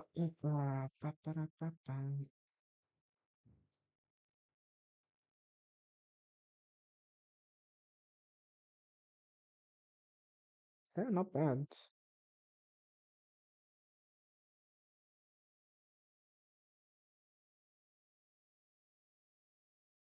That is not bad. What do you think? What do you think, Amr? I think it's good for now that we can leave this result here. It stops in the middle. This is still flapping, and that's okay. And we just have like one artifact that maybe we can hide it by the camera angle. Like if we can look at it, because we're gonna have to look at it from like the middle here, like this, because that's what we care about, unfortunately. It's still not that bad, to be honest. It just needs a bit more tweaking. And I mean that's with every simulation, really. We can add some more thickness to this by adding a solidify. And it's great, of course. We weren't sure it can be done. Yeah, like we literally started with like a oh my god, let's test how we can do this. I know you did. It's crazy fun, like what you can do in Blender sometimes. And now if we hide everything, yeah, looks like a build that is getting a ball and not that bad, wallah. It looks nice for now. For now.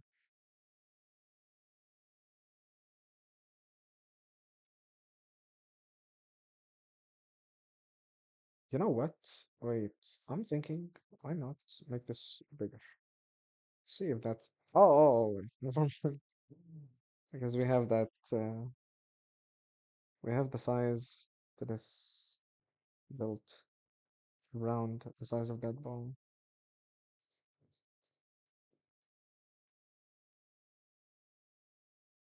Wait, what is the wireframe? Oh my god, okay. Let me just hide this really quick. We're just gonna try. Wait, what? What? Okay. Yeah, okay. I'm just gonna try and make it just a tiny bit bigger. We're gonna test if we can, if increasing the size of the bow is gonna make any difference whatsoever. And I'm gonna stop for today because I am so brain fried right now.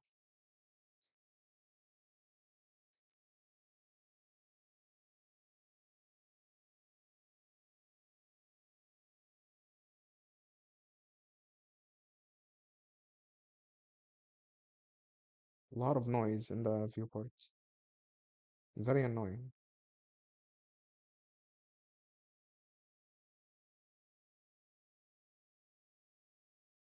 You know what? One thing that I thought of right now too is that we can animate the shape keys here. We can animate this like in shape keys and have it affect the collision of that ball according to that simulation of the curve of this rope or belt or whatever we can call it. So around here it can just lift a tiny bit down, like around this frame, 51. I don't know what the okay, let's just do that. And a vertex group at a basis, key one, and let's just choose this, bring it down. Uh, yeah, bring it down like that. This is the actual curve here. And so we're gonna, so we go out, I'm gonna make it. I'm gonna animate it from here to here, and I'm gonna lift it up again. So it acts like with the organic movement of that curve.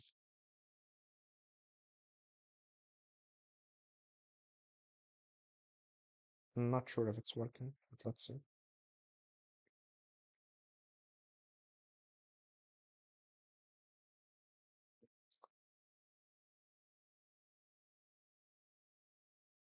It's like the curve is very bouncy.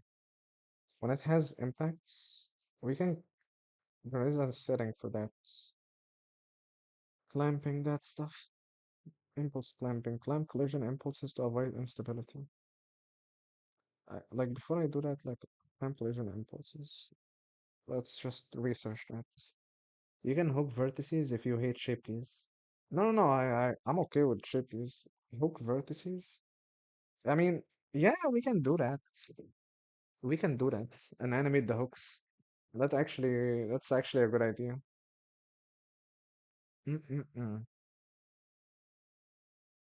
I'm thinking. I am thinking. We can do that.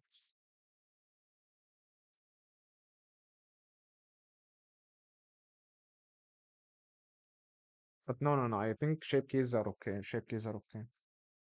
But I want to see like the settings here for the clamping impulse, clamping collision impulses. I want to research that. What is pulses? I always see that setting. I've never played around with it. I just want to see what it does. So, a setting used in cloud simulation to prevent unstable and explosive movements. Sudden movement that can occur after a collision event, which helps stabilize complex or fast-moving simulations. So we can use it to clamp the explosive movement, basically. That's what it says. So what is the max? Max is 100. Let's try 50. See if that changes anything. Hold up.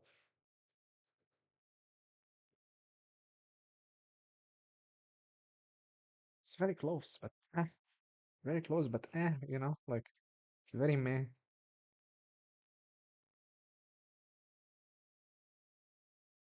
Yeah, it's still very floaty. Yeah. Uh, uh, uh.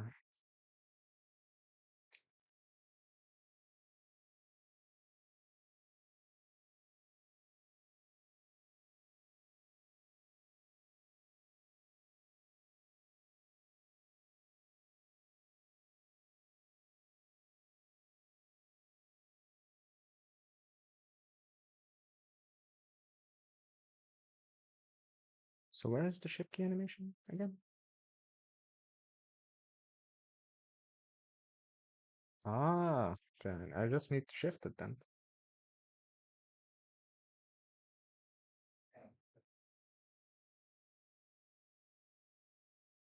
Let's see.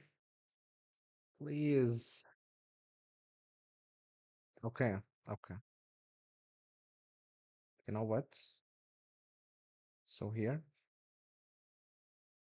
we can just bring it even more down, like that. And we should be good. I swear.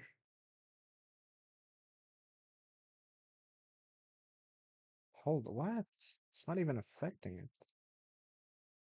Is it even going down?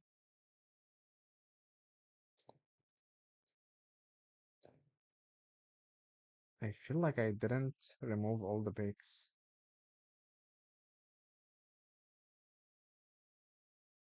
Hold up. Wait.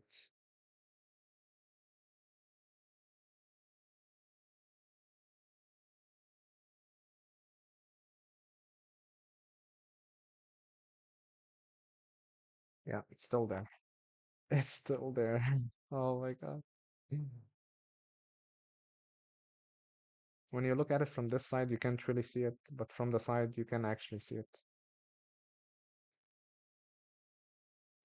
And I honestly think this is good. Like if I just put the camera here, right? Um, and just have have it be like that. Look at the simulation like this, and just play boom, boom, boom. It's very wobbly though. It's extremely wobbly. Like the curve is just going crazy.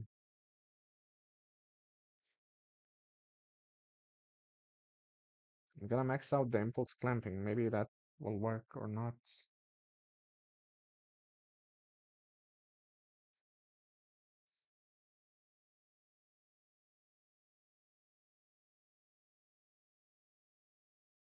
Okay, then let's increase this.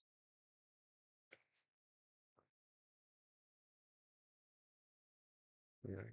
Mm, mm, mm.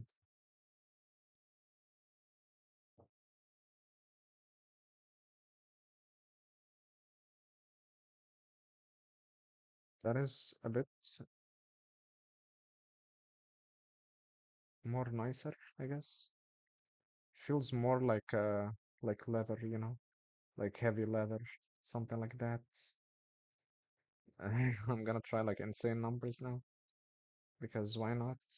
Let's see what we can get.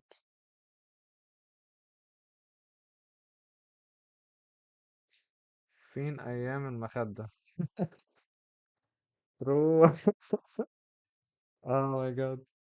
The bellow was just easy work. But I think this is nice, you know? It's not very explosive like it was. Like we're definitely getting somewhere, stable. Like I don't know why do we need to like put in like insane numbers like that, but it's somehow working.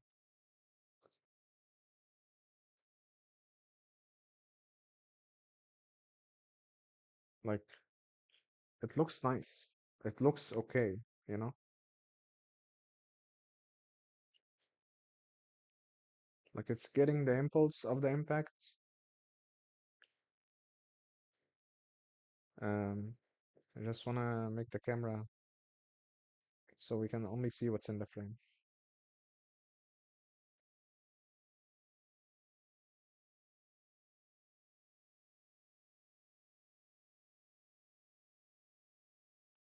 Make the ball lighter. Oh, hold up, you're right. What the fuck? Oh, it's the lightest it can be though. Oh my god, it's actually the lightest it can be. It can't go lower than this, you know? It's literally it can't go lower than this. Um, Maybe we can make the cloth itself heavier. Let's see. Oh my god. You know?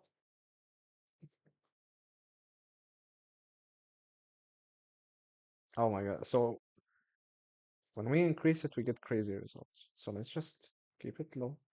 Okay, never mind. Now it's just messing up.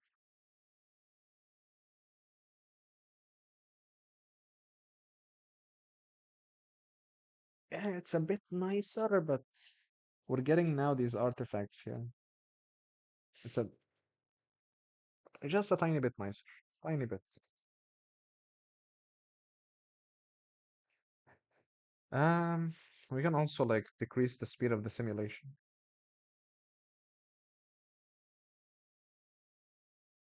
Okay, never mind. That just messed it up even more. Loki, like try even more crazy numbers. Like, what is gonna stop us, you know?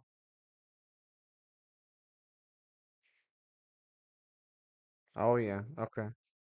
Now finally it's a bit more calm.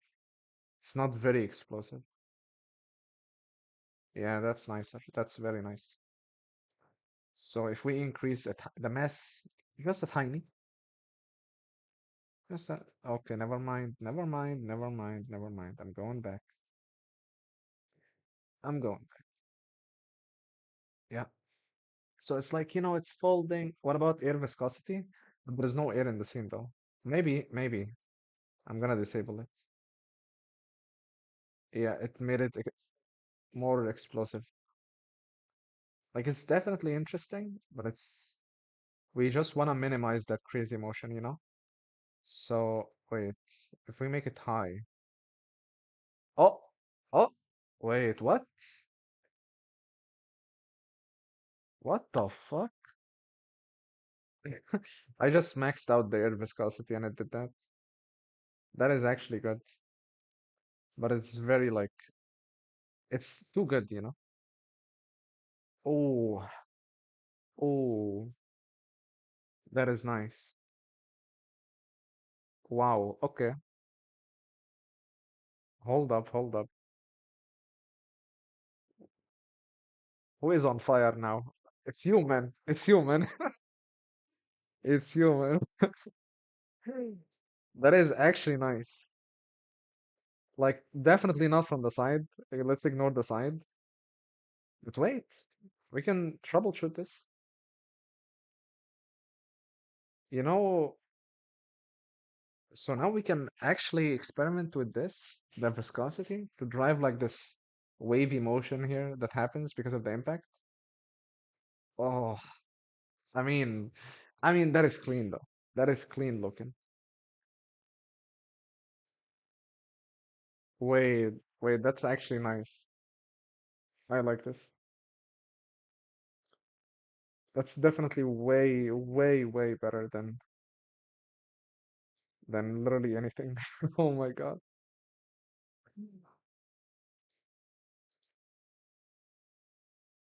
Wow. Okay.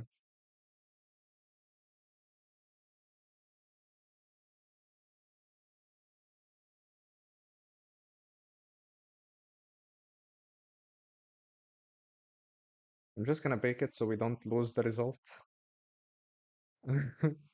Because we might be celebrating Osborne. True, true, true, true. With patience, everything comes, man. With patience, everything comes. That is nice, though.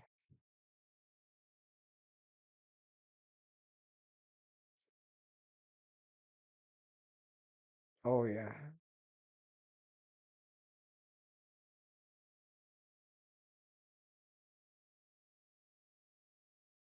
Let's go. I like this. I like this a lot.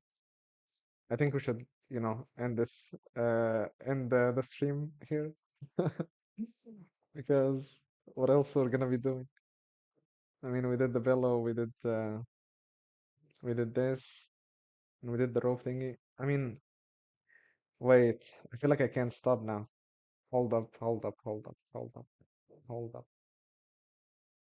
You know what I'm thinking? Hold up, hold up. What I'm thinking now is that we go back to the rope that we had. It goes bananas again. Yeah. We stop on this one, but I'm just very curious if we can get something good here with the rope. We worked very hard on it. Of course, it doesn't keep the bake. Oh my God. Oh, wait, it does. So the rope is not even that bad. It's just a pressure thing. So if we remove the pressure,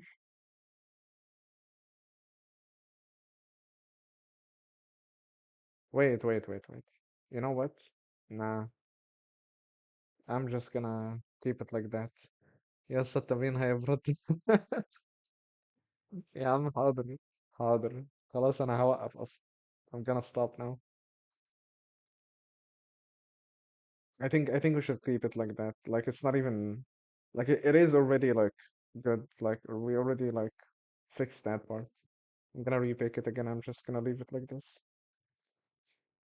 Ah, and I'm gonna stream again tomorrow. Like we can build the whole scene with that, and I wanna build the project. from start to finish, all on stream, like literally doing everything. Like putting the scenes together, putting like grabbing some music and animating on stream and stuff like that. And we do like something from start to finish.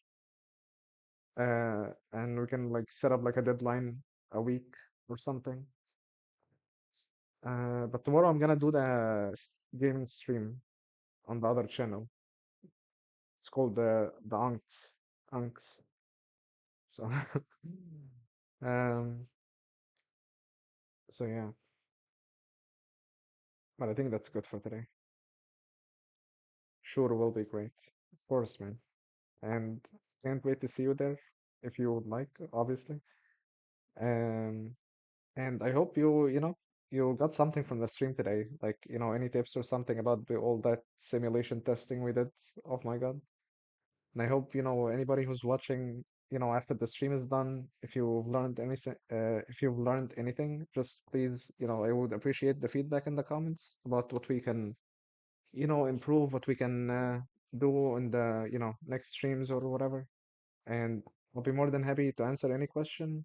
And, you know, any help. If anybody need any help, you can just literally, you know, I don't know, like text me anywhere. I'm available anywhere. Instagram here or in the comments or on Behance or on the email.